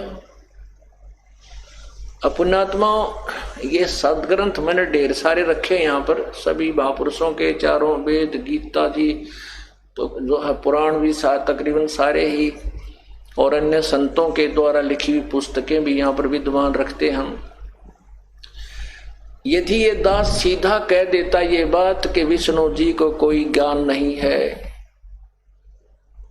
तो इस टीवी को देखने वाले टीवी भी फोड़ दें और मेरे सिर हो जाए आके केस कैसे कह दिया। और जब उन्हीं के द्वारा जिसके ऊपर वो आधारित है वो पुण्यात्मा और देवी भागवत को शिरोधार्य मानते हैं, इसमें सत्य ज्ञान है, उसी में दिखा देता हूं तो उनकी जो वो पारा हाई होने लगा है वो बीपी लो हो जाता। फिर एक भक्त वो नायब सूबेदार रिटायर सूबेदार की पोस्ट से रिटायर फौजी अफसर और उसने हमने सिटी केबल पे चलवा रखी थी एक शहर में, अंबाला शहर में। वो कह रहा था जी रिटायर हो गया था, आगे कोई नौकरी मिली नहीं थी, अब सोच रहा था भाई भक्ति का निरुचि बनाऊं तो संतों के सबके चैनल घुमा घुमा के देखा करता था, कहीं रास्ता मिल जाए, भक्ति में रुचि तो थी। तो ऐसे ही सुबह उठते ही कभी किसी राम का संत की सुनते थे, कभी किसी संत की, ऐसे चैनल चेंज 10 मिनट सुनते बोर हो जाते थे, फिर दूसरा चैनल बदलते थे, वो 5 मिनट सुना उसमें बोर हो जाते थे, फिर तीसरा चैनल चेंज किया। ऐसे में सुबह उठकर चैनल चेंज करते करते देखा तो आपका टीवी चल रहा था। तो आप जब मौखिक बोलते थे जब तो पारा हाई हो जाता था और जब प्रमाण रखते थे तो लो हो जाता था। नो देखता था मैं, कहने लगे 33 सीडी देखी आपकी कंटिन्यूस 33। फिर मेरी पत्नी को उठाया मैंने एक दिन, पहले तो ये लाया कि देखिए बुद्धू क्या कह रहा है। पहले तो दिन तो हमने दोनों ने ऐसा देखा, फिर धीरे धीरे वो प्रमाण आपने समक्ष रखे, बस फिर तो कहना है कि था, फिर तो आत्मा गद गद होगी। कहने लगे पहले तो कभी आई बीपी आई होता, कभी लो होता, कभी आई कभी लो होता, ईब कहते हैं बिल्कुल समांतर हो गया, आई आई न लो। जो बात समझ में आ गया ये सच्चा ज्ञान है, हमारे को भ्रमित कर रखा था इन उडुओं ने, जिन आप पे ज्ञान नहीं। अरे को ब्रह्मा विष्णु महेश को सर्वशक्तिमान सर्वज्ञ सर्व सबके पालन करता, सबके उत्पत्ति करता, इनके कोई माता पिता नहीं, ऐसे भ्रमित कर रखा था। और आप इन्हीं के इतिहास पढ़ा रहा हूं मैं, अपनी तरफ से कुछ नहीं मिला रहा एक अक्षर भी। तो ये जो सदग्रंथ ये दास रखे हुए हैं, इनका उद्देश्य ये है कि जैसे एक अंदाजा रहा था रात्रि में हाथ में टॉर्च लिए, लालटेन समझ लो, पहले लालटेन होती थी, वर्तमान में बहुत से बच्चे हैं जो लालटेन को नहीं समझते, टॉर्च समझो। आगे से बच्चे आ रहे थे उछल कूद मचाते हुए, उस सूरदास ने आवाज लगाई, बेटा देखना अंधा हूं, अंधा कहीं मेरे में ध्यान से चलना भाई, बूढ़ा आदमी हूं। बच्चे निकटा करके पूछने लगे, बाबा आपको दिखाई नहीं देता? अगर नहीं बेटा मुझे दिखाई नहीं देता। फिर ये टॉर्च किस लिए लिए हो आप, ये लालटेन क्यों ले रखी है? कि आप आंखों वालों के लिए कहीं मेरे में टक्कर ना मार दो अंधेरे में, इस चांदने में मेरे से दूर के हो जाओ तुम, कदे बूढ़े आदमी की तोड़ दो दे, इसलिए मैं लालटेन साथ रखता हूं। मुझे इन सदग्रंथों की कति आवश्यकता नहीं, अनादरणीय नहीं, क्योंकि जो ज्ञान हमारे परमात्मा कबीर साहब ने 100 वेद में दे रखा है वो इंक्लूडिंग दिस शास्त्र है, इन शास्त्रों के सहित है। लेकिन उस परमात्मा की उस वाणी को नहीं माना जो 600 साल पहले लिखी गई थी। अब इन वो वाणी जो उस वाणी में ज्ञान है, आज इन सदग्रंथों से प्रमाणित करके उस वाणी को सत्य सिद्ध कर रहा हूं। तो इसलिए ये सदग्रंथ दिखाता हूं, कहीं कोई मेरे सिर ना हो जाके कि तूने कैसे कह दिया ब्रह्मा विष्णु में इसको ज्ञान नहीं, ये भगवान नहीं। मैं नहीं कह रहा, आपकी ये लालटेन दिखा देता हूं, देखो। फिर वो दूर हो जाते हैं, सोच रहे इसमें लिखा है तो इसीलिए ये ज्ञान अब परमात्मा पूरे विश्व में फैलाएगा। बुद्धिमान समाज है और हमारे को भगवान की चाह है, परमात्मा मिल रहा है, परमात्मा का मार्ग मिल रहा है, उसकी विधि मिल रही है। फिर अब पीछे क्यों रहेंगे हम, जब पहले अज्ञान कुमार्ग पर भी हम पूरी स्पीड पर चले। पता नहीं कितने जो भक्तों ने दान भी किए, शरीर भी न्यौछावर कर दिए, घर भी त्याग दिए, राज भी त्याग दिए, लेकिन फिर भी परमात्मा नहीं मिला। और ये बहुत आसानी से मिलेगा, क्यों? उसकी विधि बहुत आसान है पाने की।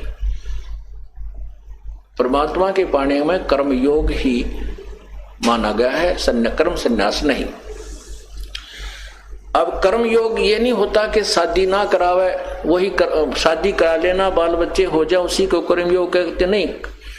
हठ योग नहीं करता जो, चाहे शादी करा रखी है चाहे नहीं करवा रखी है, चाहे वो काम, जैसे आश्रम में बच्चे रहते हैं और इन्होंने ये कुंवारे हैं और सारा धंधा करते हैं, रोटी भी बनावे हैं, सारा काम भी कर रहे हैं, झाड़ू भी लाओ और भजन भी कर रहे हैं, ये भी कर्म योगी है। हठ योगी कर्म सन्यासी वो होता जो घर छोड़कर कि तो हाथ पानी लाओ और सारा दिन समाधि लाओ और हठ योग करे, तो वो कितनी देर कर सके है? फिर भी कर्म करने पड़ेंगे, उठकर जागा, किधर रोटी मांग के लाओगा, किधर झोपड़ी बनाओगा, कपड़े धोएगा, सारे काम करने पड़ेंगे। तो कहने का भाव यह है कि सत्य साधना जिसके पास है तो वही पार होता है, उसका मोक्ष होता है। और गलत साधना करने से जीव का कल्याण नहीं हो सकता। अब आपको परमात्मा की वाणी सुनाते हैं। पार ब्रह्म को छाड़ कर ये पूजे आन अनीत, चेतन सेती ओलने जड़ सेती है प्रीत। एक तो परब्रह्म है, एक ब्रह्म है, एक परब्रह्म है और एक पार ब्रह्म है। संतों की वाणी में जहां पर पार ब्रह्म लिखा है वो पूर्ण ब्रह्म की तरफ संकेत है, और ब्रह्म, परब्रह्म और पार ब्रह्म अर्थात पार का अर्थ सबसे पार वाला, सबसे आखिर वाला, सबसे परले पार वाला भगवान, उसको पार ब्रह्म, ब्रह्म माने प्रभु होता है। जैसे ईश कहो चाहे ब्रह्म कहो, ईश। लेकिन हम परब्रह्म और पार ब्रह्म क्यों कहना पड़ा? क्योंकि ब्रह्म ये भी भगवान है और इससे ऊपर जो इससे बड़ी शक्ति परब्रह्म है, ज्यादा शक्ति रखता है और ज्यादा उसके लोक हैं, वो परब्रह्म है। और सबका जो मालिक है वो पूर्ण ब्रह्म है, वो पार ब्रह्म है, सबसे पार है। इसलिए डिफाइन करना पड़ा। जैसे ईश शब्द बहुत है, ईश, लेकिन ये भी ईश है 21 ब्रह्मांड का, इसलिए इससे श्रेष्ठ जो परमात्मा है वो ईश्वर परब्रह्म है। और परब्रह्म से भी, ईश्वर से भी जो परम श्रेष्ठ है वो परमेश्वर कहलाता, परम ईश्वर, इसलिए परमेश्वर कहते। तो यहां कहते हैं पार ब्रह्म को छाड़े कर ये पूजे आन अनीत। एक पूर्ण परमात्मा को त्याग करिए अन्य पूजाएं जो करते हैं, अन्य देवताओं की या पत्थर आदि की पूजा करते हैं, ये गलत करते हैं। अब पुण्यात्माओं, जैसे भगवान विष्णु जी कह रहे हैं देवी भागवत के अंदर, कल शाम को जो आपको दास बता रहा था कि विष्णु पुराण में ऐसा लिखा है, वो विष्णु पुराण में नहीं था, ये देवी भागवत महापुराण में है। वो कल विष्णु पुराण में नहीं था, ये इसमें लिखा हुआ है। तो अब जैसे आपने पढ़ा है, भगवान विष्णु जी कहते हैं कि मैं तो देवी की पूजा करता हूं, इससे आगे कोई भगवान कोई देवता नहीं है, इससे ऊपर कोई शक्ति नहीं है। अब ये नहीं है कि देवी की पूजा से कोई लाभ नहीं है, देवी की पूजा से भी बहुत शक्ति आती है। देवी की पूजा करके ही भगवान विष्णु तीनों देवताओं में से एक शक्ति युक्त है, इसे बहुत सी सिद्धियां आ जाती है और शक्ति आ जाती है, लेकिन मोक्ष नहीं होता, मोक्ष नहीं है।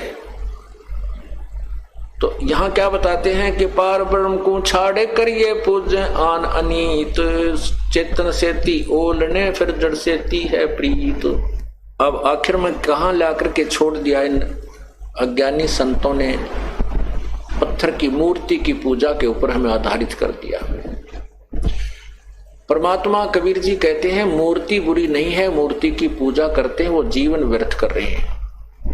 जैसे एक सेब फल होता है, आम का फल है, सेब का फल है। अब सेब के या आम के फल की मूर्ति बना ले, चाहे वो पत्थर की बना लीजिए और चाहे चित्र उसका पेपर पर कागज पर बना लीजिए, वो मूर्ति है, वो सेब नहीं है, वो आम नहीं है, वो केवल चित्र है।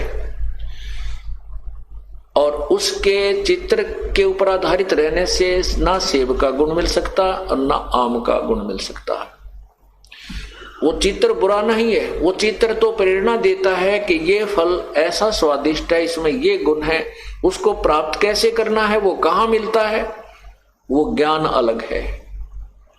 वो ज्ञान है कि मजदूरी कर, मेहनत कर, पैसे इकट्ठे कर, कमाई कर, और कमाई करके फिर मंडी में जा, बाजार में जाइए, वहां सेब का फल लेकर के खाइए। जिसकी मूर्ति आपने देखी और जीभ ललचाई, आपके मुंह में पानी आया, वो फल इस तरीके से मिलेगा। ऐसे ही जिन भगवानों को की आप मूर्ति की पूजा करके वहीं पर उस पर दीप धूप करके उसी के ऊपर मत्था टेक कर वहीं सेट हो गए, कहते हैं इस जिस भगवान की तू मूर्ति कर पूज रहा है, इस भगवान के जो गुण हैं वो ये मूर्ति नहीं दे सकती। वो तो वही भगवान जिसकी तू मूर्ति लिए बैठा है, वो कैसे मिले, उसका तरीका अलग है। उसके नाम की कमाई कर और फिर वो भगवान आपको अपने वाले जितना उसका गुण है, जितनी उसकी सामर्थ्यता है, वो आपको लाभ देगा। जो जाकी शरणा बसे ताको ताकी लाज, जल सो ही मछली चढ़ जाए बह जाते गजराज। जो भी जिस भगवान की पूजा करता है, जिस साब की पूजा करता है, जिस साब की आश्रित है, उतना लाभ वो अवश्य देता है। और अपने क्षेत्र में वो कति कलम तोड़ लाभ दे सकता है। जैसे आपकी मित्रता, आपने पूजा कर ली, सेवा कर ली, मित्रता बना ली तहसीलदार से, तहसीलदार के पास आप जाओगे तो आपकी कोई वो कितना काम कर सकता है, कोई रजिस्ट्री आपने करानी है, कोई प्लाट प्लूट की, तो वो कर सकता है और आपको अपने ऑफिस में बैठाएगा, चाय पिलाएगा और घंटी बजावेगा, वहीं पर सभी कागजों को मंगाएगा, आपके दस्तक गवाहों के दस्तक वहीं करा करके और आपको से आदर विदा करेगा। अब तोड़ दी कलम, क्योंकि तहसीलदार के अफसर दफ्तर में जाना कि कौन बढ़ने दे, आम आदमी तो बाहर लाइन में लग करके ये कमी है वो कमी है, वहां जाओ टिकट लाओ प्लान लाओ, 2 दिन लाग जाए मन चक्कर काटते हैं, और वो 5 मिनट में काम करवा के उसके मित्र तहसीलदार ने दे दिया, इतनी राहत तो दे दी। लेकिन उसके अतिरिक्त उसका किसी अन्य ऑफिस में काम पड़ेगा तो तहसीलदार यूजलेस, वो हेल्पलेस है, वो उसको आगे मदद नहीं कर सकता। इसी प्रकार समर्थ का शरणाग हो रंग होरी हो, भाई कभू न हो एकाज राम रंग होरी हो। जिस भी देव की आप पूजा करते हो, जितने उसका सामर्थ्यता है उतना तो अपने सामर्थ्य के अनुसार वो आपको फल देगा, लेकिन उससे बाहर आपके ऊपर कोई क्रम की मार आएगी तो वो आपका बचाव नहीं कर सकता। इसलिए एक कैसा दे सब सदे है, सब साधे सब जावे, माली सींचे मूल को तो फले फूले गावे।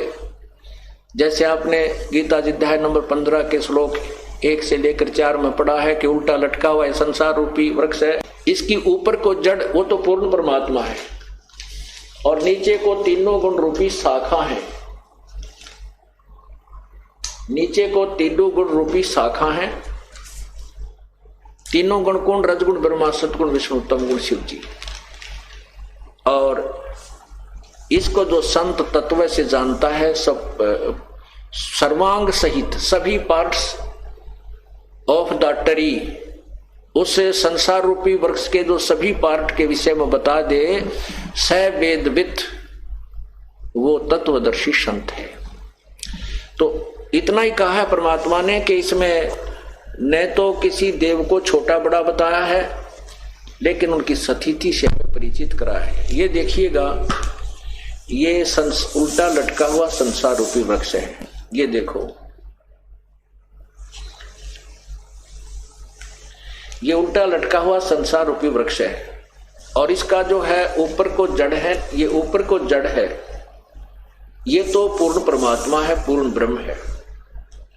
और यहां से खुराक चलती है, ये तना में आती है, ये तना अक्षर पुरुष यानी परब्रह्म है और इसमें से ये कई डार निकलती हैं। जैसे इनमें से एक डार को लेते हैं, ये डार क्षर पुरुष अर्थात ब्रह्म है, ज्योति निरंजन काल है।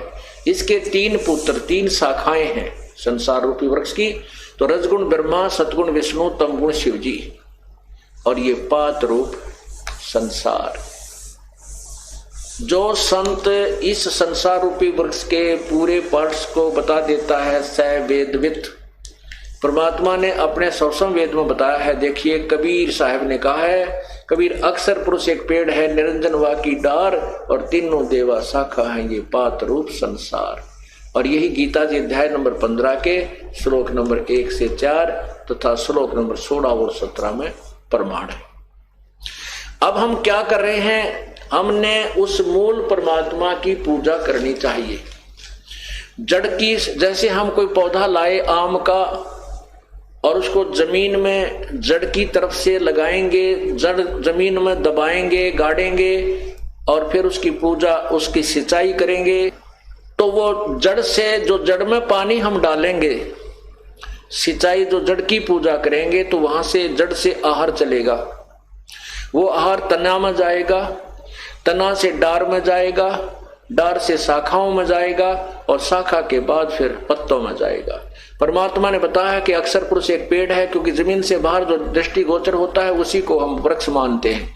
नीचे जो अव्यक्त है, जो जड़ दिखाई नहीं देती है, वहां से ये खुराक चलती है। इसलिए ऊपर के का बताया है, अक्षर पुरुष यानी परब्रह्म तो एक पेड़ है और वो तना है, और ये निरंजन, ज्योति निरंजन, ये क्षर पुरुष उसकी डार है, और तीनों देवा रजगुण ब्रह्मा, सतगुण विष्णु, तमगुण शिव जी रूपी शाखा है, और फिर पात रूप संसार। अब हमने जैसे पौधा बोना है, बीजना है, तो उसको उसकी विधिवत कैसे बिजाई की जाती है? जड़ को जमीन में, गड्ढे में या गमले में लगाया जाता है और फिर जड़ की पूजा करते हैं, उस मूल की पूजा करते हैं, वहां से खुराक चलती है, आहार चलता है, वो फिर आगे टहनियों और हिस्सों में सबको बांट दिया जाता है।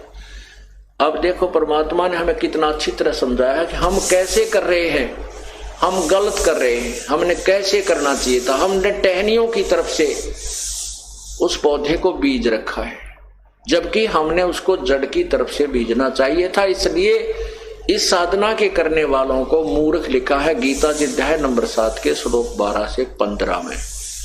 कहते भी नहीं मानते वो, फिर कहते, देखिएगा अब कहते हैं, जिन जो ब्रह्मा विष्णु महेश की पूजा, देवताओं की पूजा करते हैं, उनकी साधना ऐसी जानो। अब पूरा देखो ये, अब ये देखिएगा, ये है एक समझो पौधा है। हम कैसे बीज रहे हैं इस पौधे को? हमने शास्त्र विधि छोड़कर अपनी मनमानी पूजा की तरफ से पौधे को बीज रखा है।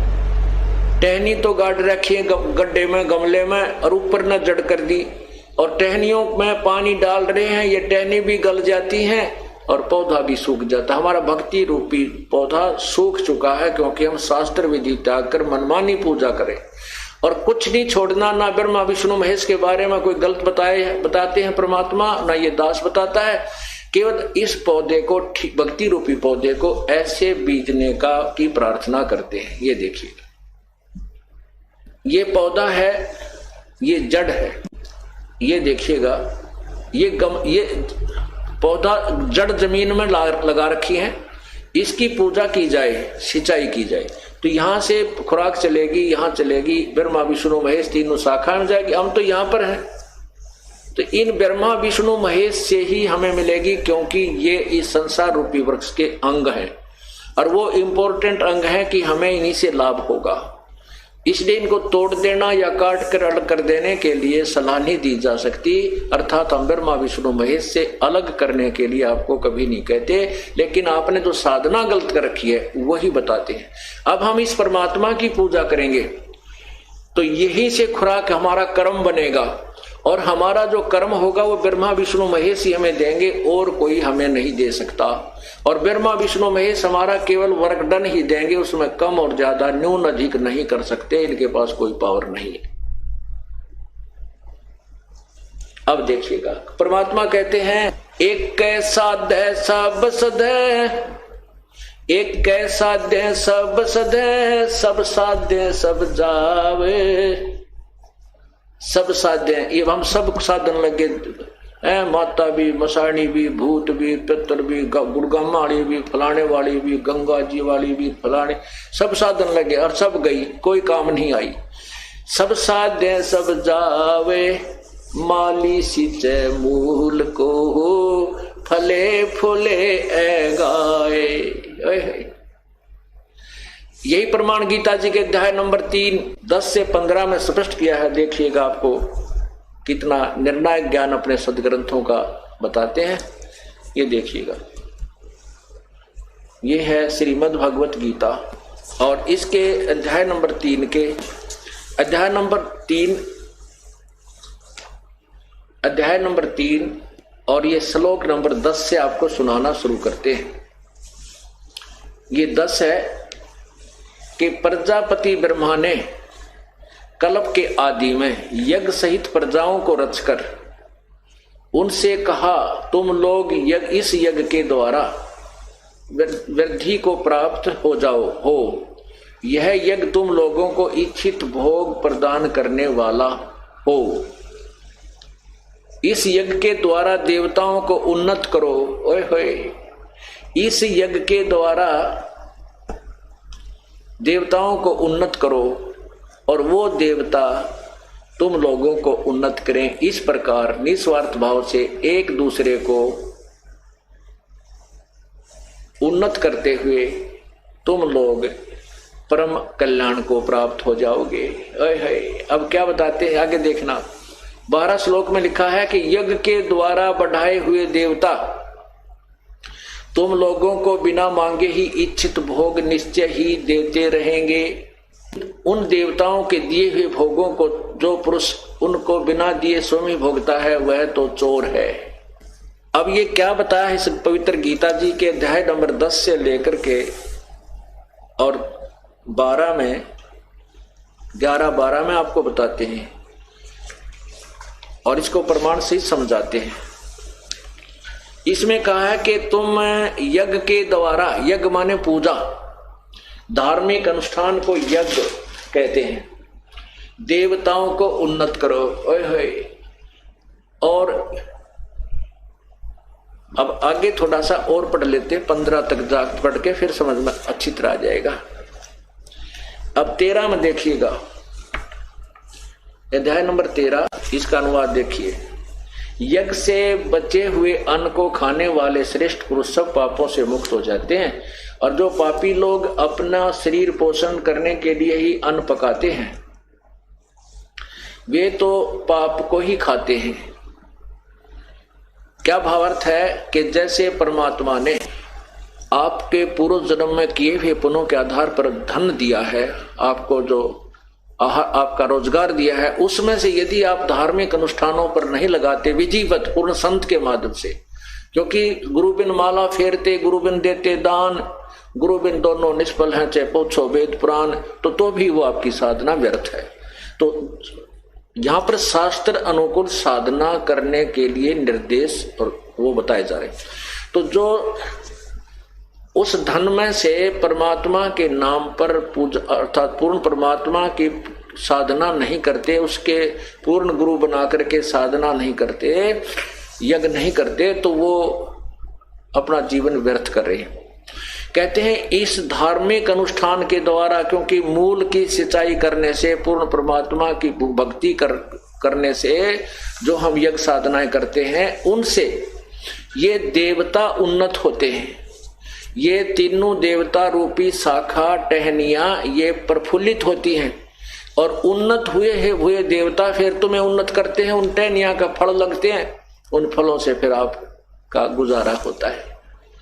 अब जैसे हम ये मूल की पूजा करते हैं तो इससे ये तीनों देवता रजगुण ब्रह्मा, सतगुण विष्णु और तमगुण शिवजी रूपी, ये ब्रह्मा विष्णु शिव रूपी ये देवता उन्नत हुए, यानी ये टहनी बड़ी, पौधा बड़ा हो गया, टहनियां मैच्योर हुई और फिर इन टहनियों ब्रह्मा विष्णु महेश रूपी टहनियां का फल लगे। इन देवताओं ने फिर हमें उन्नत किया, क्योंकि किए हुए कर्म का फल ये ही देते हैं। लेकिन हमने पूजा विधिवत शास्त्र अनुकूल करनी है, वो मूल जड़ की पूजा करनी है। जड़ पूर्ण परमात्मा की पूजा करने से हमारे कर्म संस्कार बनते हैं, उन कर्मों का फल ये ब्रह्मा विष्णु महेश के ही टहनियों के लगता है, अर्थात ये ही हमें देते हैं। यदि हम पूर्ण परमात्मा की पूजा नहीं करेंगे तो हमारे शुभ कर्म नहीं बनेंगे, शास्त्र अनुकूल साधना नहीं हुई तो ब्रह्मा विष्णु महेश हमें कुछ नहीं देंगे। ये स्वयं अर्थात ये टहनी उन्नत नहीं होंगी, ये देवता उन्नत नहीं होंगे, अर्थात ये टहनी सूख जाएंगे। फिर देखना, और कहते हैं जो किए अपने पुण्य में से और जो यज्ञ से बचे हुए शेष अन्न को खाते हैं वो सब पापों से मुक्त हो जाते हैं। हम आपको जैसे ये अनुष्ठान शुरू हुआ परमात्मा का 3 दिन का पूर्णिमा पर्व, सबसे पहले परमात्मा का प्रसाद बनाया जाता है, हलवा कढ़ा और रोटी सब्जी जो भी बनती है परमात्मा के निमित्त अलग से रखा जाता है, उसको भोग लगता है। उसके बाद फिर शेष जो बच जाता है भंडार में उसको हम सब खाते हैं। तो ये एक शास्त्र अनुकूल साधना यहाँ की जाती है। इससे हमारी जो हम पापों से मुक्त हो जाते हैं, हम ऐसी साधना करने से उन पापों से बच जाते हैं जो हम परमात्मा की विधि साधना ना करने से पापी कहलाते। जैसे भी लिखा है वो तो पापी अपने पाप को ही खाते हैं जो शास्त्र अनुकूल साधना नहीं करते। अर्थात जो अनुष्ठान किए जाते हैं और ये यज्ञ से बचे हुए शेष अन्न को, क्योंकि पहले भगवान को भोग लगा, बाकी जो भंडार में या यहाँ जो हलवा कढ़ा या सब्जी रोटी बची ये उसके बच्चे खाएंगे। पहले पिताजी ने भोग लगा दिया, उसके बाद बच्चे खाते हैं। तो कहते हैं ये संकेत है कि यज्ञ से बचे हुए अन्न को, ये देखो गीता जी अध्याय नंबर 3 के ये श्लोक नंबर ये 14 ये 13 में कहा कि यज्ञ से बचे हुए अन्न को खाने वाले श्रेष्ठ पुरुष सब पापों से मुक्त हो जाते हैं। जो पापी लोग अपना शरीर पोषण के लिए ही अन्न पकाते हैं वे तो पाप को ही खाते हैं। जो धार्मिक अनुष्ठान विधिवत शास्त्र अनुकूल नहीं करते वो तो पापी आत्मा है, अपना पेट भरने के लिए ही गुटी लाई, दड़ी पक्का खाया और सारी रात फुंकाड़े मारे, सुबह उठते फिर धंधे में जुट गए। कहते हैं वो तो पापी लोग अपना पाप ही खाते हैं। आगे देखना 14-15 जो श्लोक है 3रे अध्याय का, इसमें बहुत जबरदस्त निर्णय है। इसमें यह भी स्पष्ट किया है कि पूर्ण परमात्मा से ब्रह्म की उत्पत्ति हुई, ज्योति निरंजन का जन्म हुआ और फिर ज्योति निरंजन ब्रह्म ने हमारे कर्म लगाए, क्योंकि यहां हमने करके खाना पड़ा, अपना किया कर्म भोगना पड़ता। सतलोक में ऐसा नहीं है, वहां कोई कर्म नहीं है, वहां परमात्मा के भरे भंडार हैं, वहां कोई कमी नहीं किसी वस्तु की। तो यहां आए तो हम कर्मों के बंधन में बंधे, वो प्रमाण दिया है गीता जी अध्याय नंबर 3 के श्लोक 14 और 15 में। देखना ये 14 और 15 यह लिखा है संपूर्ण प्राणी अन्न से उत्पन्न होते हैं। अन्न की उत्पत्ति वृष्टि यानी वर्षा से होती है, वर्षा यज्ञ से होती है, वर्षा यज्ञ से होती है। आप देख रहे हो पुण्यात्माओं, जब से परमात्मा की कृपा हुई है, सतलोक आश्रम बरवाला में ये अनुष्ठान, धार्मिक अनुष्ठान प्रारंभ हुए हैं, उसी दिन से परमात्मा वर्षा कर रहे हैं। और मई और जून जो तपया करते थे उसमें भी परमात्मा ने झड़ी ला रखी थी। और उससे पहले आप देखते हो कि जमीन में ट्यूबवेलों के पानी भी सूख गए थे, इतना पानी चला गया था नीचे। और अब धार्मिक अनुष्ठान फिर पुनः प्रारंभ हुए हैं परमात्मा की। वही प्रमाण गीता जी दे रही है कि सभी प्राणी अन्न से उत्पन्न होते हैं, अन्न वर्षा से होता है और वर्षा यज्ञ अनुष्ठानों से होती है, यज्ञ से होती है। यहाँ 5 यज्ञ चलती हैं। एक यज्ञ धर्म की, यहाँ भरे भंडारे, दिन रात कोई किसी समय आओ आते भोजन तैयार मिलेगा, सदा व्रत है उस परम पिता कबीर परमेश्वर की तरफ से। ये मत समझना कि कोई दान करके ये भंडारा चला सकता है, नहीं। परमात्मा अपने सतलोक से आपके पास भेजता है अपना, तो आपको धन देता है, आपको धनवान बनाता है और आपके 100 प्रकार के कष्टों का निवारण करता है और फिर आप में प्रेरणा करके दान करवाता है ताकि ये बच्चा कुछ पुण्य प्राप्त कर सके। नहीं तो ये काल भगवान धर्म पर नहीं लगाने दे सकता। कोई बीमारी में, कितना मुकदमे में, कितना कोई ले गया, वो देखो नहीं, फिर खेचा तानी, रात न नींद आवनी, ऐसी बयान माटी रखी हमारी। ये तो कबीर परमेश्वर की रजा से ही ये सब दान पुण्य करवाया हो रहा है।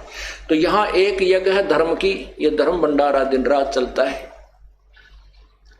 और दूसरी यज्ञ है ध्यान।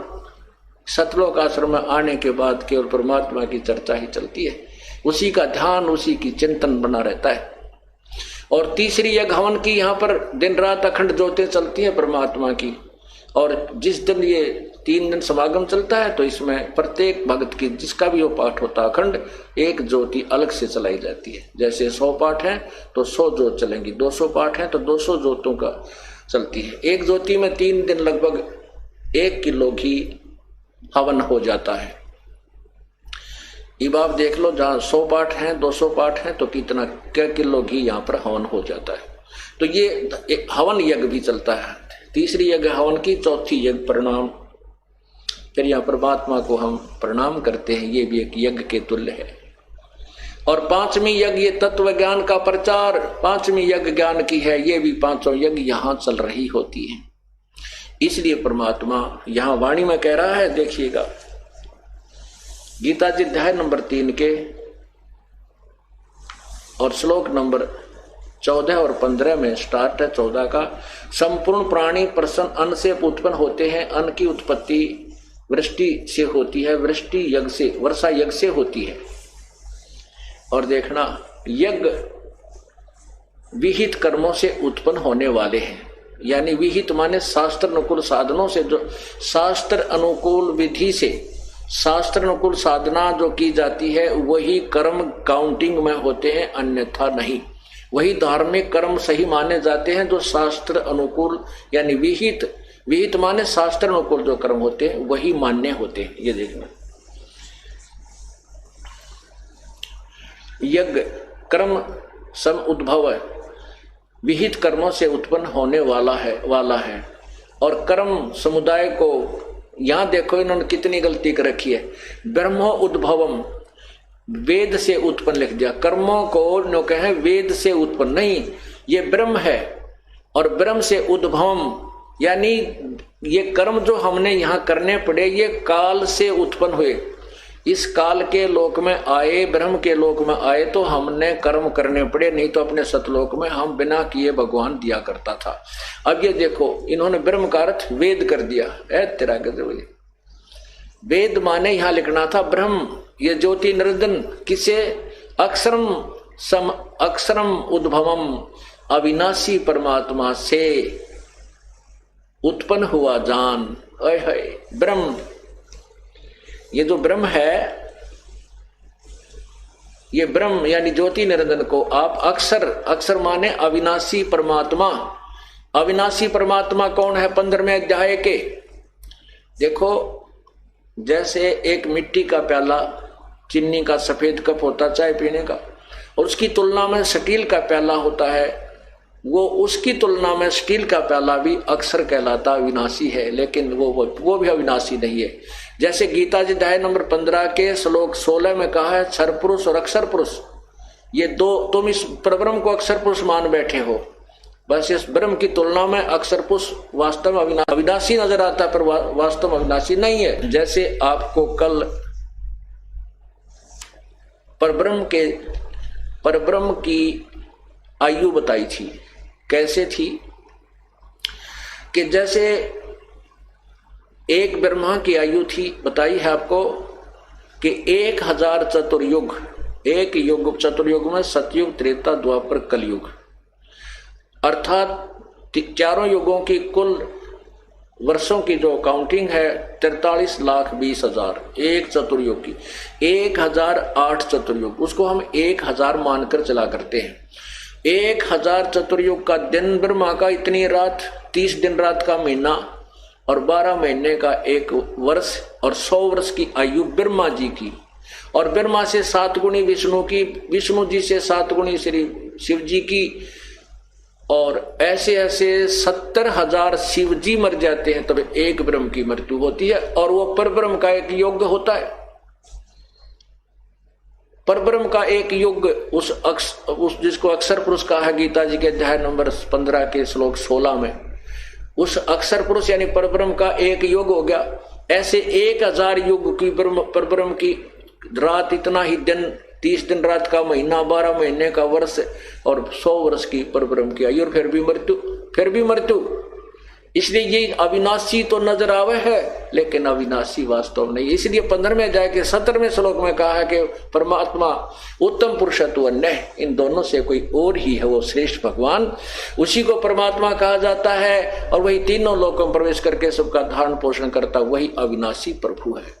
तो यहाँ उस अक्षर यानी अविनाशी, अक्षर का अर्थ अविनाशी होता है, तो यहाँ उस अक्षर की तरफ संकेत है, ना कि यहाँ पर ब्रह्म की तरफ, क्योंकि ये कोड वर्ड और PhD इसी को कहते हैं कि अब सियाने हो जाओगे तो वैसे समझने लग जाओगे। इसलिए यहाँ गीता जी में कोड वर्ड ज्यादा है, क्योंकि चारों वेदों का सारांश है ये। अब देखो, वेद यहाँ लिखा कि ब्रह्म से उत्पन्न हुए थे ये कर्म, जो हमने ये क्रियाएं करनी पड़ेंगी हमने। जैसे हम ब्रह्म के लोक में आगे हैं तो हमने यहाँ क्रिया करनी पड़ेंगी, ये 500 यज्ञ भी करने पड़ेंगे, धार्मिक अनुष्ठान भी करने होंगे, तभी हम यहाँ से निकलेंगे और हमारा गुजारा होगा। तो हम ये कर्म इस ब्रह्म ने हमारे लगाए, हम ये ब्रह्म से उत्पन्न हुए, यहाँ आए तो ये कर्म हमने करने पड़े और करने पड़ेंगे। फिर कहते ब्रह्म की उत्पत्ति कहाँ से हुई? ये उस अविनाशी परमात्मा सतपुरुष कबीर परमात्मा से हुई। यहाँ देखना, और ब्रह्म को यहाँ ब्रह्म वेद के स्थान में ब्रह्म मानो, ब्रह्म को अविनाशी परमात्मा से उत्पन्न हुआ जान। इससे सिद्ध होता है कि वो सर्वगतम ब्रह्म, सर्वव्यापी परमात्मा वासुदेव, सर्वगतम ब्रह्म माने सर्वव्यापी वो वासुदेव परमात्मा, जिसको गीता जी अध्याय नंबर 7 के श्लोक 19 में कहा है कि बहु नाम जन्मानाम अंते ज्ञानवान माम प्रपद्ये। गीता ज्ञानदाता कहता है कि बहुत बहुत जन्मों के अंत के किसी जन्म में ये ज्ञानी लोग मुझे मेरा ब्रह्म तक की साधना करते हैं, नहीं तो नीचे के देवी देवता माता मसाणियों में उलझे रहते हैं।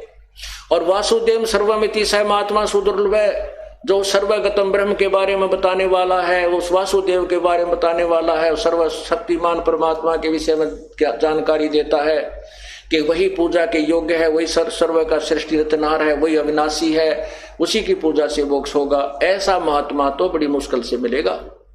तो उस सर्वगतम, उस वासुदेव का यहाँ प्रमाण है, वह सर्वगतम ब्रह्म है, जिससे ब्रह्म की भी उत्पत्ति हुई है, वो अविनाशी परमात्मा। यहां देखिए, फिर यहीं से आते हैं ब्रह्म, यहां ब्रह्म ज्योति निरंजन समझो, क्षर पुरुष को आप अविनाशी परमात्मा से उत्पन्न हुआ। इससे सिद्ध होता है कि सर्वगतम ब्रह्म, सर्वव्यापी परम अक्षर परमात्मा, परम अक्षर यानी अविनाशी से भी अक्षर से परम अक्षर, अविनाशी परमात्मा सदा ही यज्ञ में प्रतिष्ठित है। वही यज्ञों में मुखिया है, उसी की पूजा करनी चाहिए, उसी को इष्ट मानकर उस यज्ञों का अनुष्ठान करना चाहिए। इति सिद्धम, यही दास सिद्ध करना चाहता था और यही पवित्र गीता जी ने सिद्ध कर दिया कि वो परमात्मा जो है वो पूर्ण परमात्मा ही यज्ञों में प्रतिष्ठित है, उसी को इष्ट मानकर यानी मूल जड़ को पूजना चाहिए। उस जल की जड़ की पूजा से फिर देवता बढ़ेंगे, ये ब्रह्मा विष्णु महेश के पास हमारे संस्कार ऑटोमेटिक जाएंगे और फिर ये हमारे को ना मांगते हुए भी देंगे। जैसे टहनी पौधा लगाया, पौधे की पूजा की जड़ की, और वो फली पौधा बड़ा हो गया, पेड़ बन गया आम का, बिना मांगे आम लद पद हो जाएंगे। हमने इच्छा करने की आवश्यकता नहीं, इसका आम लगे अपने आप लगेंगे और ना चाहते हुए भी वो हमें देंगे, बिना मांगे भी देंगे। ये गीता जी के अध्याय नंबर 3 के श्लोक नंबर 10 से 15 तक ने भी प्रमाणित कर दिया कबीर परमेश्वर के उस अमर ज्ञान को। पुण्यात्मा, आपका बड़ा सौभाग्य है कि आपको ये अमृत ज्ञान सुनने को मिल रहा है। परमात्मा आपकी जमानत लेता है इस काल के कोल्लू मत है और तब आपको यहाँ लाता है, ज्ञान सुनाता है और फिर अपने पाने के योग्य मानत होकर बनाता है। मानत ना मन मोरा साधो, मानत ना मन मोरा रे, बार बार मैं ये समझाऊं जग में जीवन थोड़ा रे, बार बार मैं ये समझाऊं जग में जीवन थोड़ा रे। इस काया का गर्भ न करियो के काला के गोरा रे, इस काया का गर्भ न करियो के काला के गोरा रे, बिना भजन कछु काम न आवे चाहे एत्र छड़को चाऊ ओरा रे, बिना भजन कोई काम न आवे चाहे एत्र छड़को चाऊ ओरा रे। मानत ना मन मोरा साधो, मानत ना मन मोरा रे, बार बार मैं ये समझाऊं जग में जीवन थोड़ा रे, बार बार मैं जग में जीवन थोड़ा रे। इस माया का गर्भ न करियो के हाथी के घोड़ा रे, इस माया का गर्भ न करियो के हाथी के घोड़ा रे, जोड़ जोड़ धन बहुत बटोला लाखों और करोड़ा रे, जोड़ जोड़ धन बहुत बटोला लाखों और करोड़ा रे। मानत ना मन मोरा साधो, मानत ना मन मोरा रे, बार बार मैं ये समझाऊं जग में जीवन थोड़ा रे, बार बार मैं ये समझाऊं जग में जीवन थोड़ा रे। दुविधा दुर्मति चतुराई में जन्म गया नर तोरा रे, दुविधा दुर्मति चतुराई में जन्म गया नर तोरा रे, अब भी आने मिलो सत्संग में करो गुरु ज्ञान पे गोरा रे, अब भी आने मिलो सत्संग में है करो गुरु ज्ञान पे गोरा रे।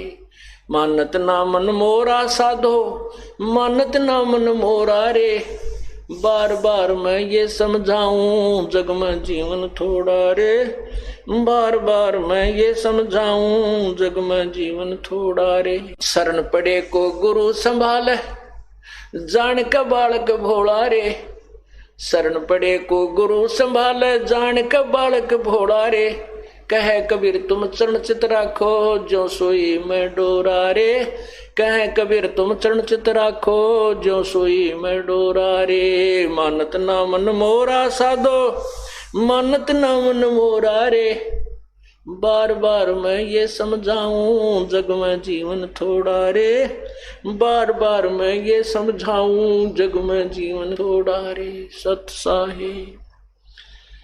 अब इसमें क्या बताया है कि इस सुंदर शरीर को देखकर तू मत फूल, नादान भक्ति कर परमात्मा की।